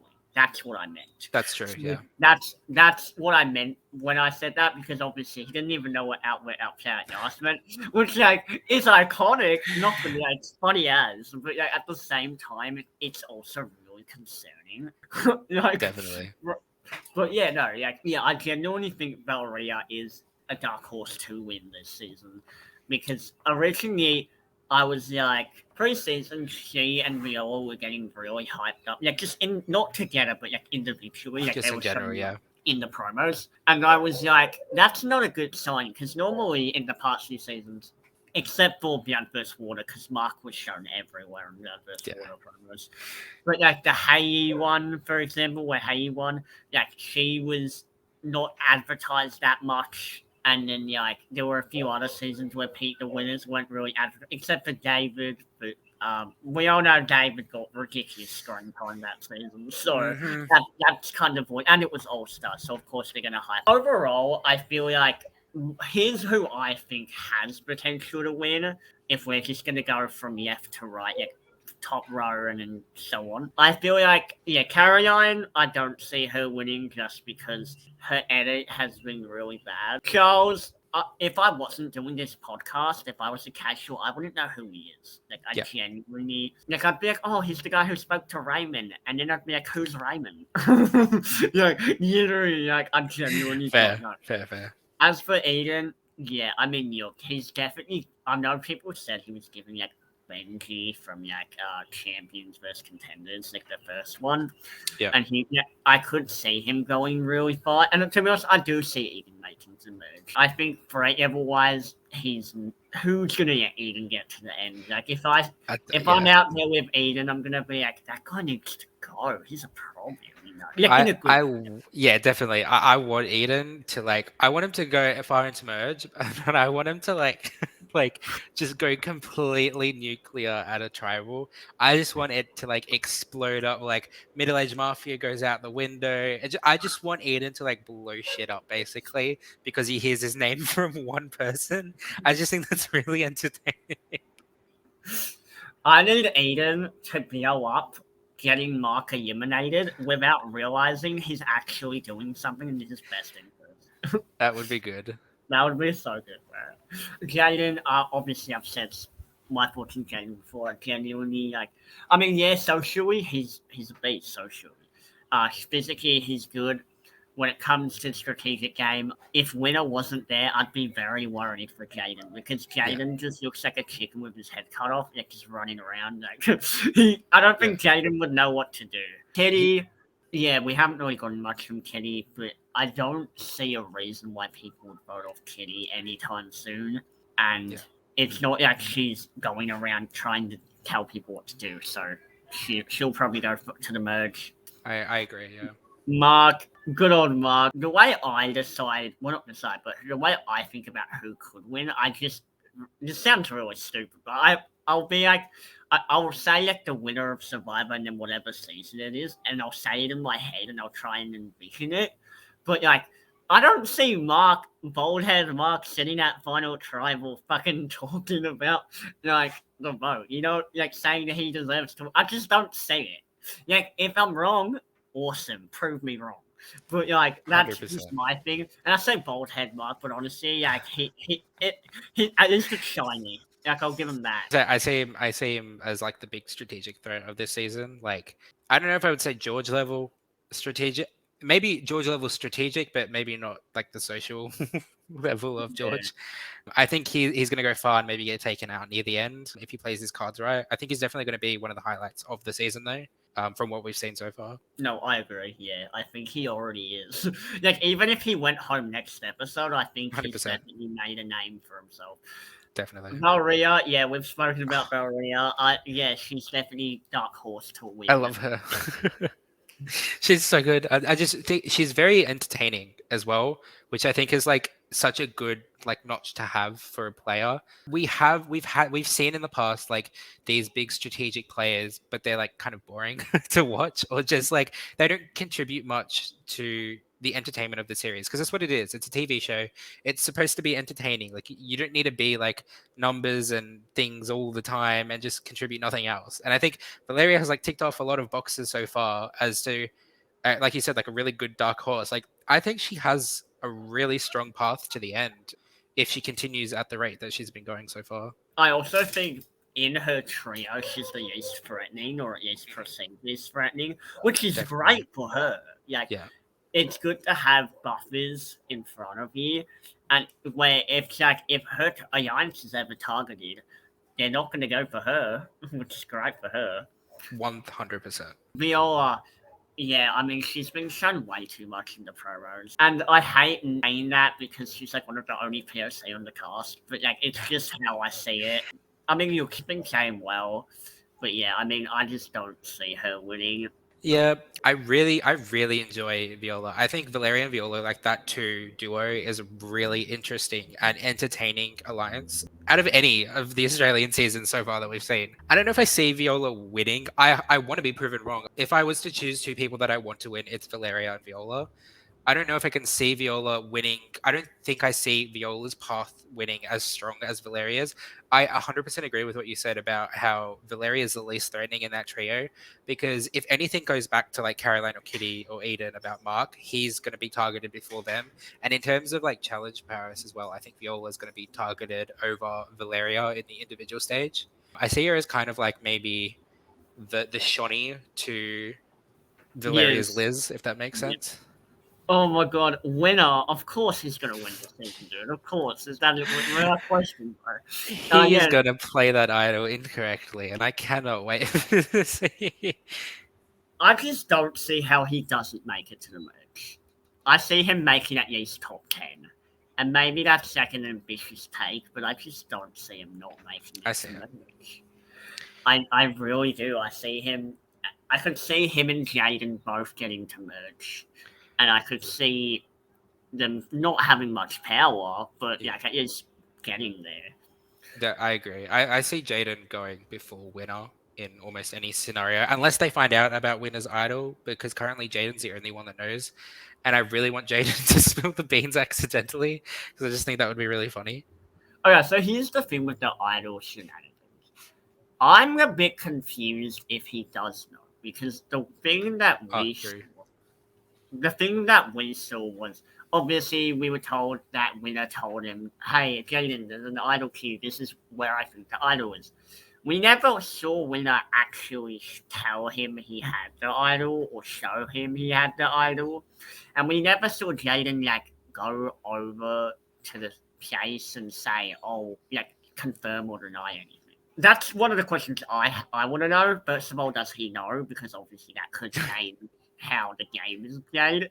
And second, Jaden could use that as like leverage or like blackmail, which like I don't see Jaden I don't being. see Jaden doing I that. don't think Jaden being that player, but like you know what I mean. Like hypothetically, he could Yeah. use that as blackmail. I think Winner grown his TikTok following. He's doing well. Professional eater, despite going on a show where you starve, which is so funny. That's just so ironic to me. I hope they bring back an eating challenge for this for this season. If Winner gets the merch, he's gonna just shout down on the merch feast. That's gonna be great. 100%. All right, Rebels. Eileen. Well, yeah, obviously, I love Eileen. I love her. love she's a super fan. I love her story. I think it's very inspiring. Edit wise, yeah, not great. I just want more. I just want more, I Eileen. want That's all I more. want. I want her to do well because she's like me, a super fan who just wants to live her dream. But at the same time, like her edit has been really shaky these Yeah. episodes. Where like we didn't really get much. We got a confessional from her episode 1, the first like 10 minutes.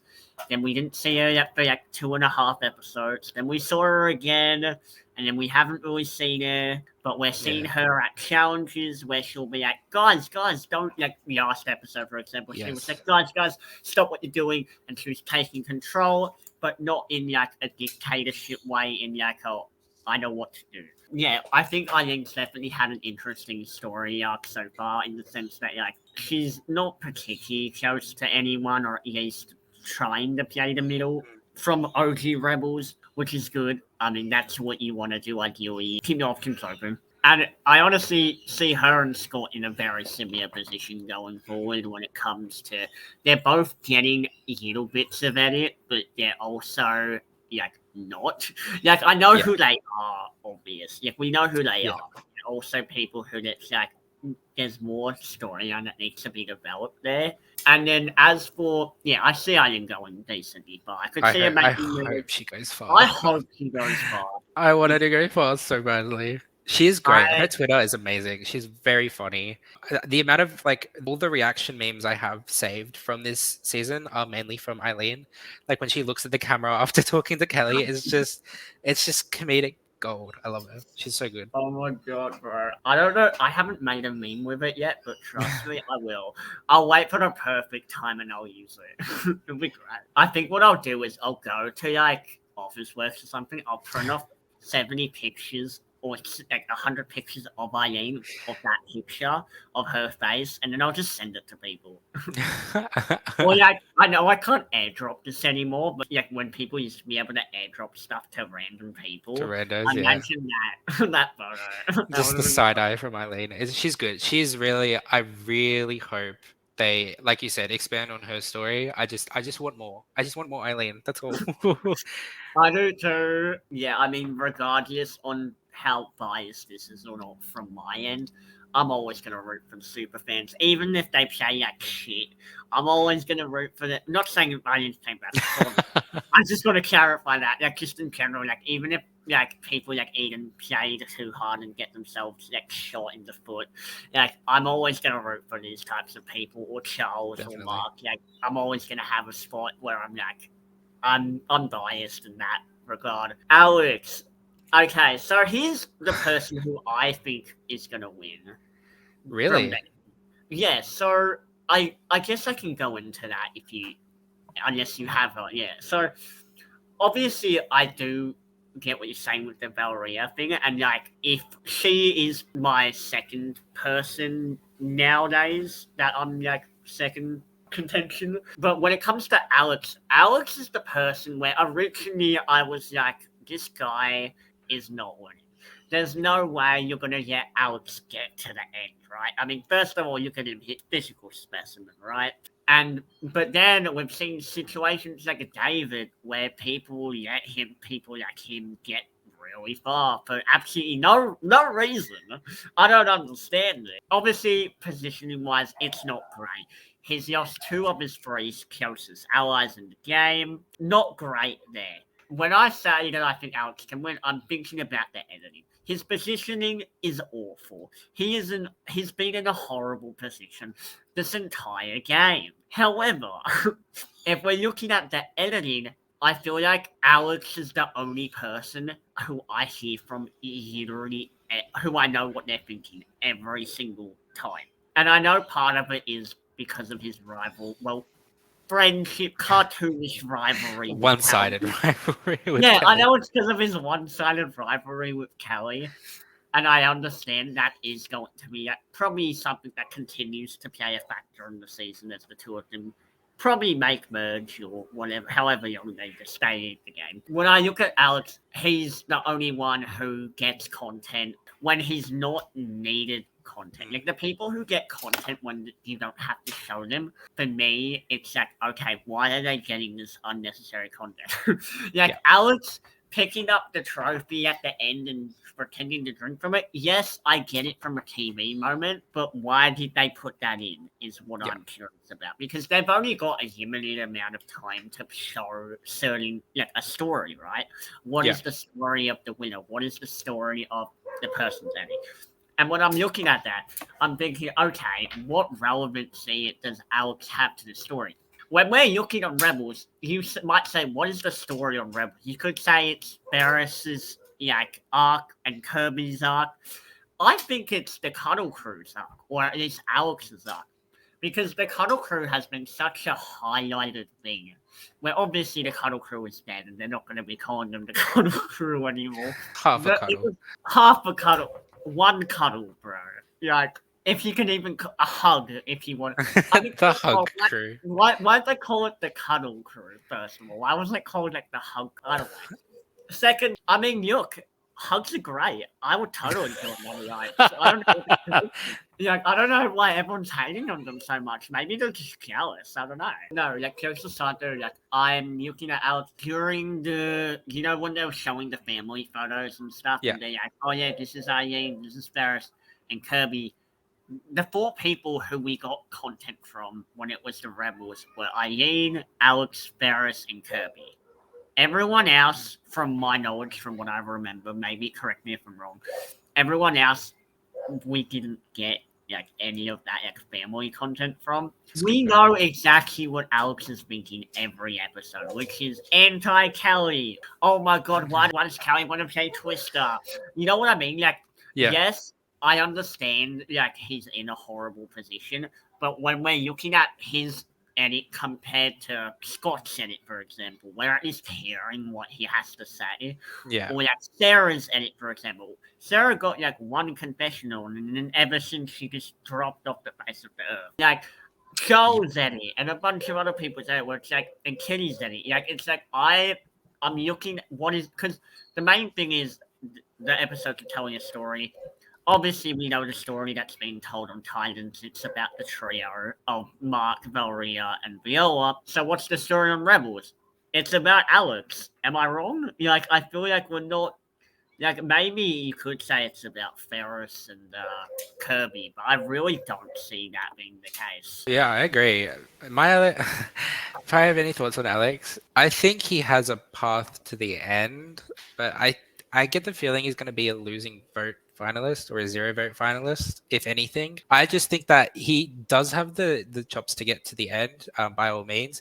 I just don't think anyone's going to respect or vote for the game that he's played. From what we've seen, it's only 6 episodes. He could change it up and be a complete strategic genius by the end of it. But from what we've seen so far, he's been wrong about 2 votes, and he's been to 3.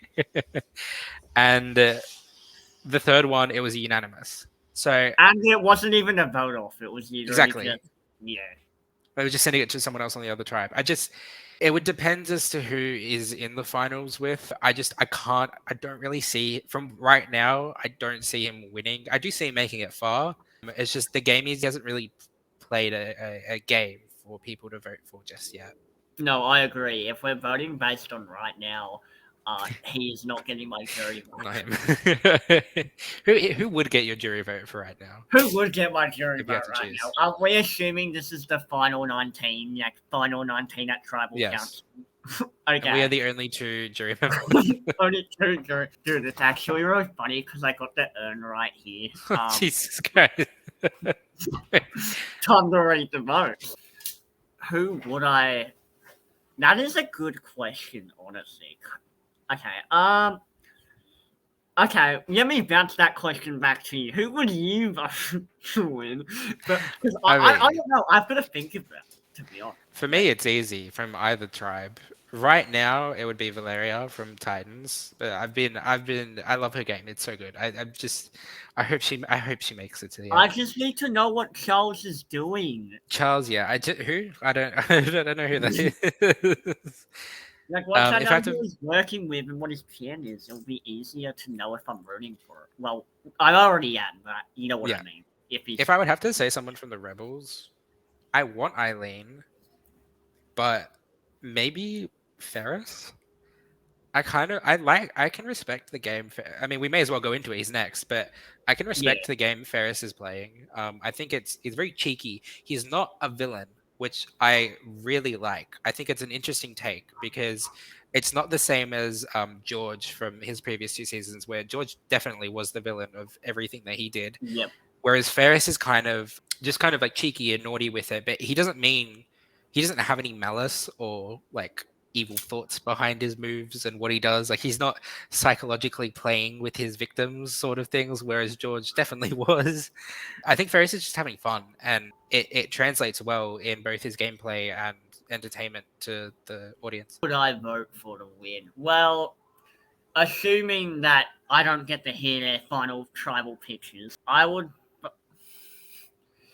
Oh God! I mean, I've never voted at a final 19 tribal council. If it, Yeah, who for do a all week. right, I'll change the question. Who do you think is playing the best game right now? Best game. Okay, I can totally see why you think Valeria is one of the front runners. I agree with that. When it comes to gameplay, when it comes to Rebels, I would say Ferris, but I also have many questions about Ferris' game moves. But we can get into that in a second. Yeah, no, I'm gonna go with.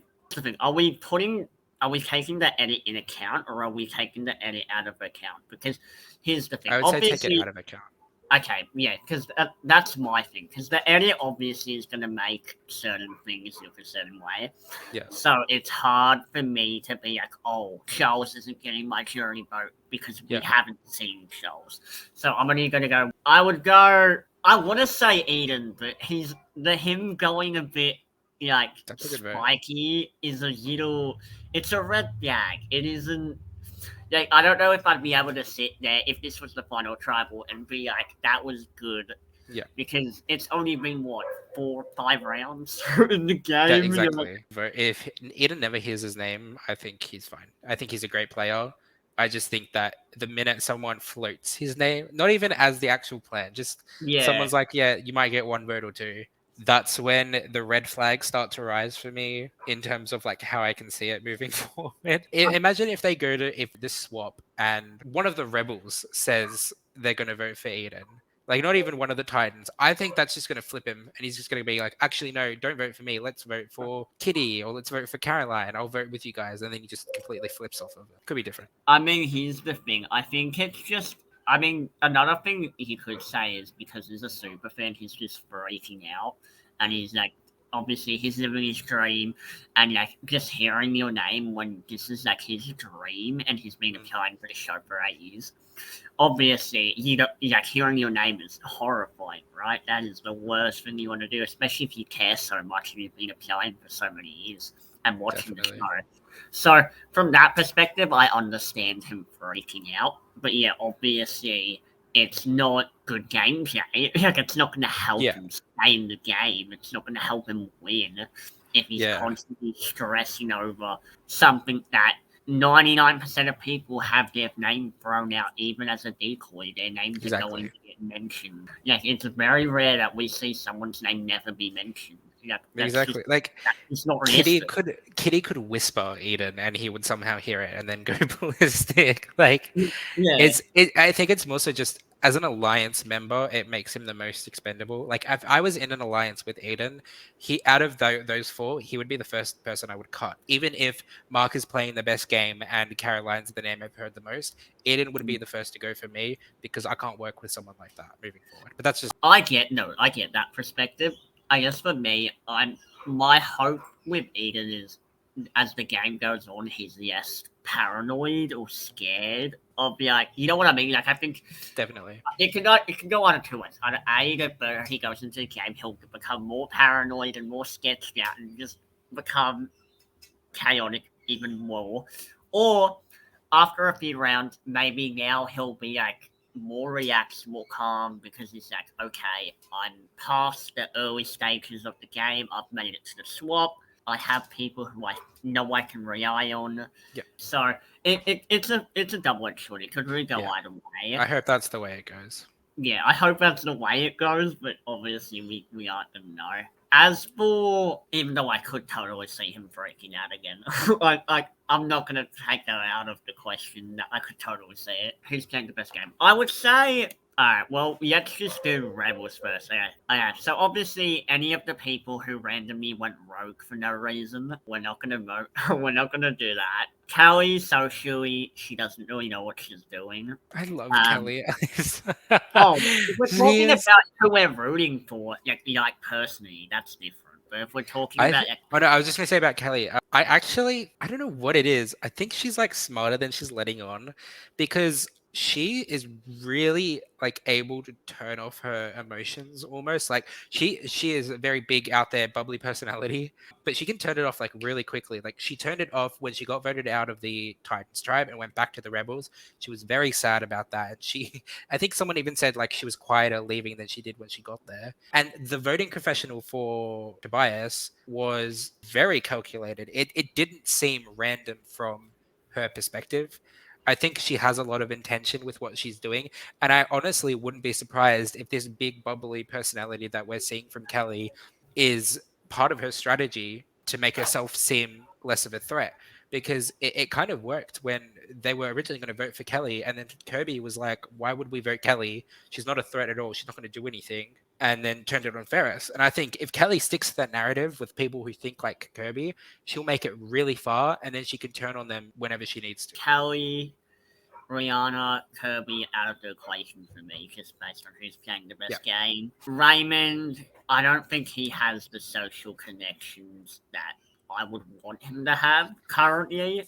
Maybe that will change. Yeah, I think he's Sarah and Alex have been left out of the votes repeatedly, so that's not great. Which means we're down to 3 people for Rebels. So Eileen, Ferris, and Garrick. My thing with Ferris is I just feel like he's doing too much. Yeah, like, I feel he's like very animated. I think some of the things he's doing. Here's the thing. Pre-season, I said he was going to build up his game just based on what we saw, but obviously he was probably just putting on the front for the TV show. So he's smarter than I thought he was going to be, and apparently he's a super fan, which is good.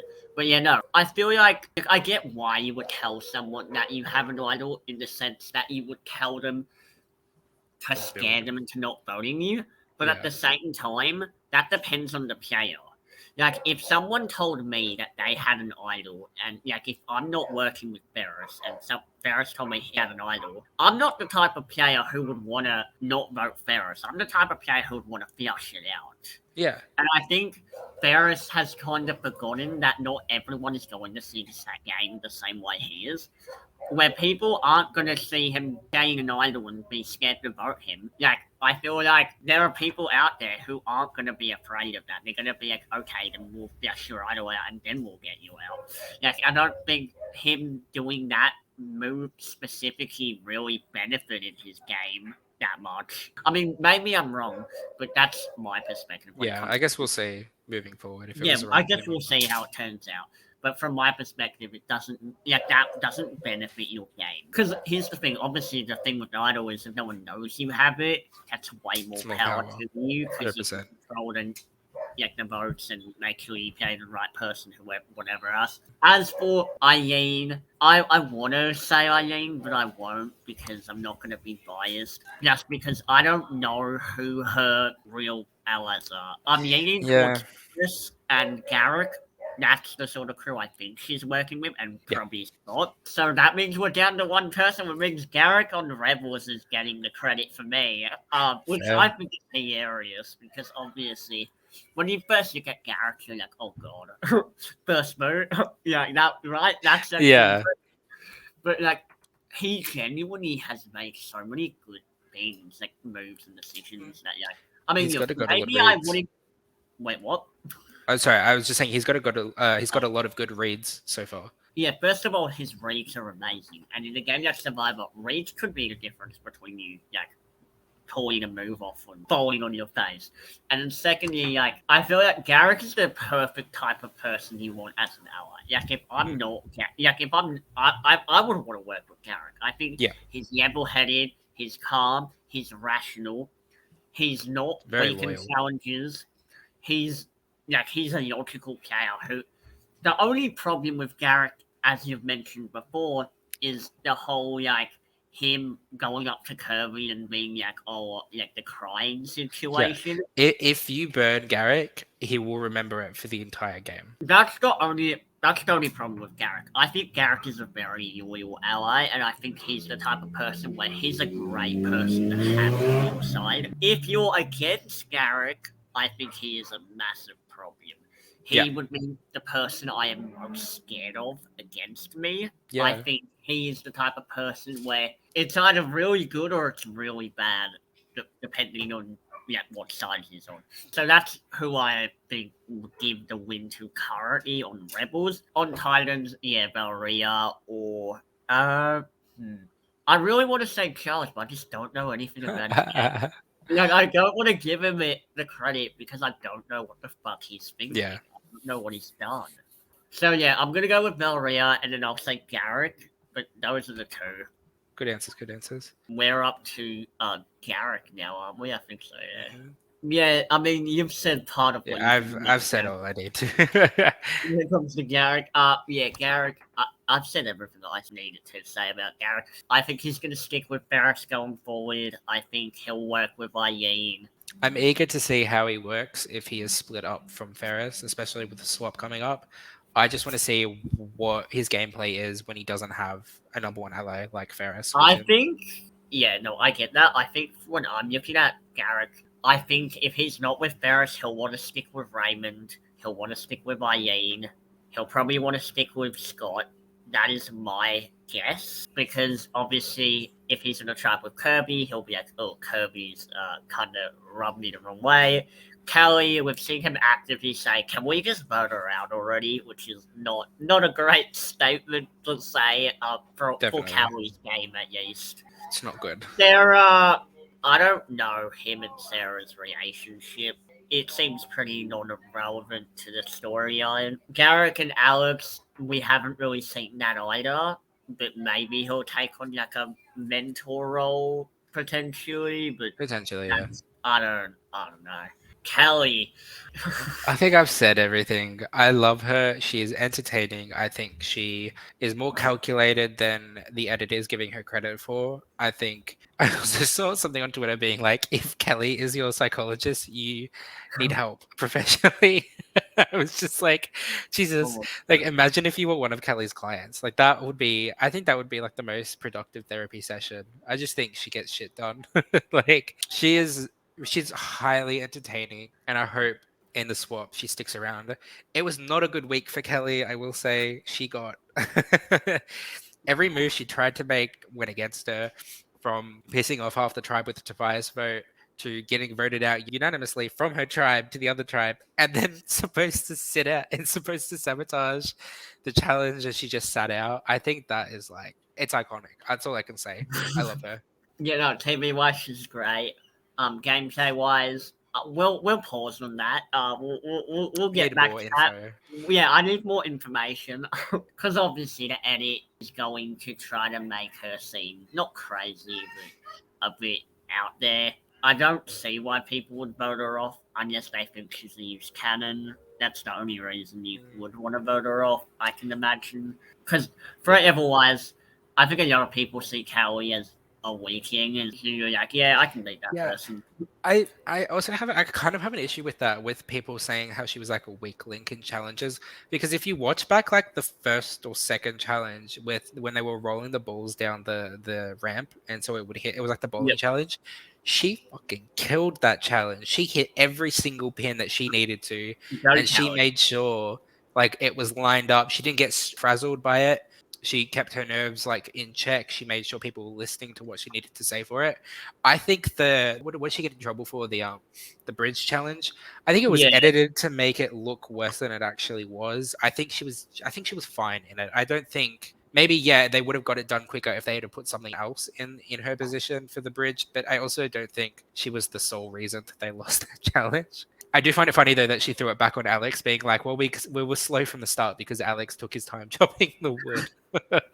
I mean, hey, you got to do what you got to do to save your ass. So full credit to her. That was a great point for her to bring up. Kirby. I like Kirby pre-season. That was like anti-Kirby. No, it wasn't that was anti-Kirby. It was more of like, it's the same with Ferris. It's not that I'm like anti them, it's more of like I expected them to be more challenge strength wise, just based on like the vibes they were giving off, and obviously I don't care for that at all. When I'm watching Survivor, that is not something I care about. So that was my only concern with that. But I mean, she was playing so good. She was playing so good, and then she just kind of buried herself. And it's like really painful to see. Obviously, I don't see her winning. I think she's kind of dug herself a hole where most of Rebel would turn on her if it came down to it. As for her future, I mean, I wouldn't mind her coming back for another season because I think 100%. she definitely has potential as a player, as seen based on like, her gameplay. I think she just overanalyzed what she needed to do Yeah. when it was a simply she didn't need to do this unnecessary spit though. All she needed to do was just stick with the people because here's the thing, had her and Rihanna not done that, obviously the likelihood of the 8, aka everyone minus the Cuddle Crew, Tobias, Alex, Sarah, and Peter, right?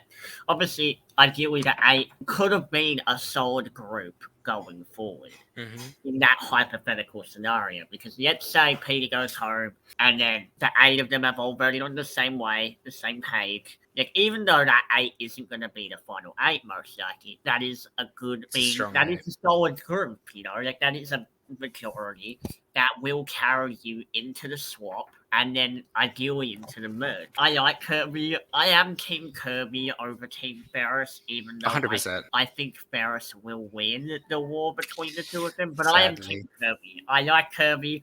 Obviously, when I heard her name was Kirby, I was like, oh my god, from Smash Bros. You know? The Of course, Nintendo that's right. character. That's never going to leave my head. Yeah, she's cool. Then we got I agree. Rain. Look, I like that there is someone like Raymond on the cast. I think it opens up the archetypes for different types of players to come and play Survivor, especially Australian Survivor. So I can appreciate like the doors he's opened for this sort of archetype to play. I just don't know if he's kind of only socially integrated with Kelly. I and- disagree. Really? Yeah, say what you were saying there, and then. Oh no, I was just gonna say, like, to wrap up, I can see him being like a losing vote finalist as well as Alex. I don't know what he can do to get rid of this notion, this preconceived notion that he's had for the early game. Like, how he's going to get rid of that and lower it in the future as the game progresses. Yep. Those are kind of my thoughts on him. I like him though; he's very entertaining. Yes, I agree. He is very entertaining. Yeah, Raymond forever. The reason why I disagree with that take that he doesn't really have anyone other than Kelly is because we saw Ferris spawning the second to the Emiliano. Ferris, we've heard Ferris in professional say that he trusts Garrick and Raymond the most, 100%. True, yeah. My perspective, I think Ferris see Raymond as a number or a good ally to work with. I also think the show likes to put people, quote, on the outs together, but just because they're on the outs doesn't mean they're going to be together. So I'm not saying I don't think Raymond and Kelly are tight. I do believe they have been close. Like, for example, in Survivor Millennials vs. Gen X, we saw Adam, Kelly, and Zeke. They were on the outs after the Murray vote. And then afterwards, everyone was like, oh, they're really tight. But they weren't tight. They were just blindsided. So people just assumed they were working together when neither of them actually trusted each other. So I think that could be a similar situation where Raymond short term is actively putting in the effort to get to know Kelly because he's a fan. Because I don't think a lot of people have given Kelly the type of day. Based on what I've seen, I don't think a lot of people have actually given her a chance. And I think Raymond did, because Raymond was also one of the people, quote, not one of the Cuddle Crew, and yet the Cuddle Crew was talking about him and Kelly being like pariahs. I think that definitely put him in a box that I wouldn't put him in. Yeah. So, yeah, I think Raymond could work with Ferris and Garrick, or continue working with Ferris and Garrick going forward. Obviously, he has a good relationship with Kelly. I mean, Alex and Sarah are just going to do whatever they think will keep them safe at this point. Yeah, I want to see more of like Sarah, especially. I just want to see her thoughts. It's the same with like Charles. Like, I can't really form an opinion on them right now because I haven't seen them. And I haven't seen them, especially Sarah. She's been tied at the hip to Tobias and now Alex, where we're more likely to hear from them than we are from her, which I don't like. Long term, if we're looking at cross-tribal alliances that we can discuss, Raymond and Charles seem to get along, at least at that challenge. Obviously, that was like a 2-second thing, so we don't want to put them up in that basket. Yeah. But it's definitely something to consider going forward. Definitely. Rihanna, first of all, I need more content about Rihanna. That Definitely. isn't Kirby. I want to know what Rihanna's thinking.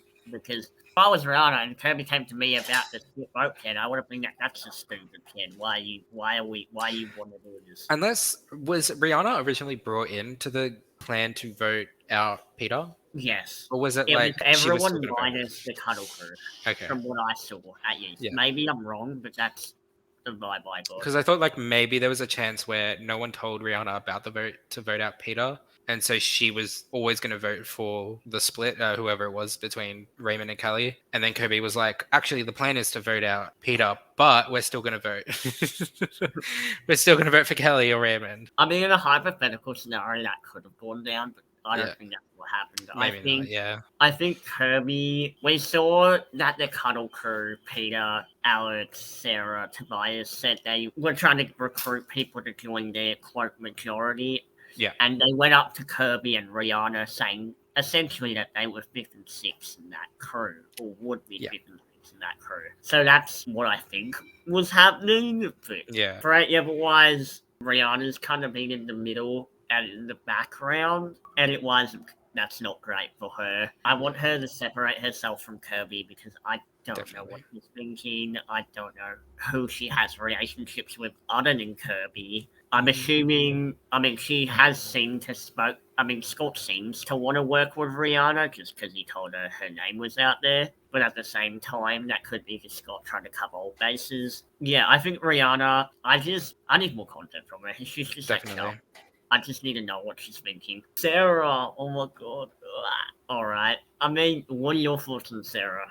I mean, I think I pretty much said it all. Like, I want to hear more from her. I think that's the problem with a lot of this cast is I just want to hear more from them. Yeah. Sarah, I want to see Sarah away from Alex, and I want to see what she does because she seems to be like really socially integrated. Like vote out after like they wanted to give Sarah that Power. the power to vote it to keep her on side, like Eileen said. The next day when it was her birthday, everyone was like consoling her because she was crying, and then Kelly had made it about herself, and then, that's another scenario. But then at the reward challenge when they won it and it was the birthday party, everyone was like really there for Sarah. Like there wasn't any like people enjoying the food and then like going off and talking. Like everyone seemed pretty present for Sarah's birthday, which I guess can speak to how she's playing socially. But I want to see more, and I want to see her by herself, not with Alex. I agree, because I feel like had Sarah not been a part of the Cuddle Crew, I genuinely think she could have been in a really good spot.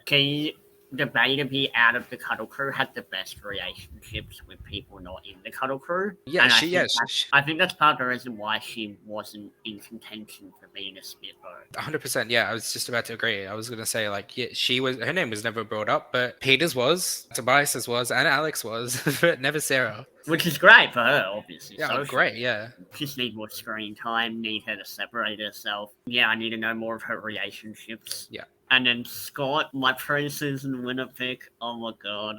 Look, he's not getting purpled anymore, which is great. I was really worried he was going to be the purpled guy of the season. We've said this before. Him and Eileen have been in pretty much similar spots throughout their season. He's been floating in the middle. He has relationships to people like Kirby and Rihanna. He also hasn't picked a side too much to the point where there's no going back, because obviously there's some people where their relationships can't be repaired. Yeah. And he hasn't done anything random or gone rogue for no reason. That's true. Created some chaos for no reason. People are looking at Scott and they're going, he's reliable, he's done what he's told. So, winner, no, he's not going to win. As much as is my winner pick pre-season, I want him to do well. He's a super fan, so he knows what he's doing, or at least seems to know what he's doing. It's better than half the cast. Yeah, he's playing a very good floaters strategy game right now, from what we can tell, like floating between the power dynamics of the tribe. So I am eager to see if he's in the swap, if he's in a minority of rebels, because currently the rebels have the majority by I think 1. But if the rebels have a minority and he's swapped into that tribe, I'm keen to see if he'll gravitate towards whoever's in charge from the Titans and if he'll flip on the rebels, because I think he will. I think he's very much about self-preservation, but I'm very eager to see. here's the thing. Because Scott's a super fan, I'm trying to think about it from, like, what is he thinking about? 'Cause I agree. I think Scott is the type of player where pretty much he's going to yayo. He's going to try to not do too much, which is how I like to play, you know. I like to try to not do too much, and then obviously later on come out of the shadows and do whatever. Thing to think about, because on one hand I could totally be swap screwed or like getting Definitely. taken swap, but I could also see him getting really deep because it's like it's I see him Scott. going far. Like he's got such a calm presence to him, like the way he talks, or at least in his intro package and what we've seen so far. He's okay. He's really calm. He's very relaxed. Not really that threatening. He's not doing too much. He knows what he's doing. The way he played that Kelly vote as well when she got sent to the tribe was actually really smart. The way like Kirby was whispering to him like, we can't send Ferris, and Scott took that on board and was like, okay, yeah, I can mend this how I need to be. And then he's like, because what he was saying, I feel like he actually believed it, where he was like, I actually think the best person we can send is Kelly, not just because Ferris can maybe find an idol, but because Kelly assumingly will sabotage the Titans tribe. And so I think it was a pretty smart way of playing it, where if you believe the information and like almost the lies that you're trying to spread, it makes them more believable, and most of the time will make them come to fruition. Cross-tribal alliances, who do you think's going to work together? Mark and Ferris, for sure. Mark and Ferris, that's one for sure. I think I agree with what you were saying about, who was the other two? Raymond and Charles, I think. Yeah, Raymond and Charles. But if they work together, I think it'll be by accident. They'll actively seek each other out. I think it might be out of either necessity or just by chance that they work together. I can see Valeria and Viola working with Kirby, specifically to take out Caroline if they end up on a tribe together. I was going to say, I really want Eileen to be like the villain, sort of in her villain era. And I can see her turning on anyone. I think she can turn on any of the rebels, and she can cut any of the Titans at any point, which I really want to see. I agree. Also, another thing I wanted to bring up was, it didn't hit me until just now.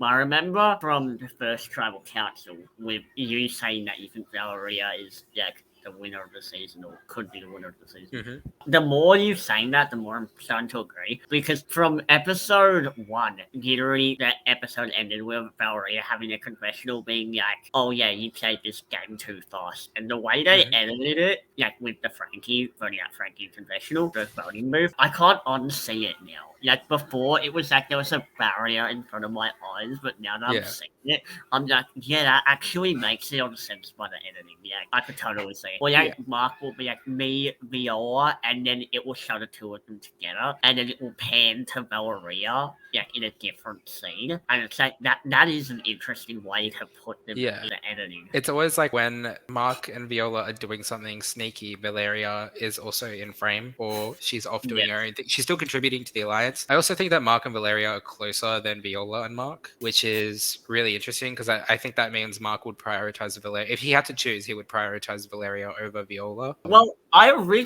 that's what I thought originally too, but I'm starting to disagree with that based on what we saw last episode. Yeah. The reason why I disagree with that is I think Viola and tighter.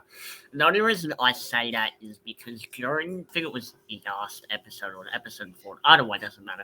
At some point we saw Mark go up to Viola and he was saying, I have my kind of 4 with Kitty, Carrion, Eden, and then we kind of have our 3 with you, me, and Aria. Yeah. At first I was a bit confused because I was like, could he be saying that to someone who's debated? Yeah, that's true. Tell Valeria what he said, because obviously Valeria and Viola are extremely tight. So I was like, I don't know how I feel about Mark going up to Viola telling her that, being like, we need to keep our options open. I don't like that from Mark. I think telling that to someone who clearly Viola is going to go back to Valeria and tell her exactly what Mark said, I think that's bad. But I think obviously Viola and Valeria are still a team Mark from the time being at least. I'm not too concerned about it. Alright, well, thank you all for watching. Subscribe to the Pies Numbers podcast.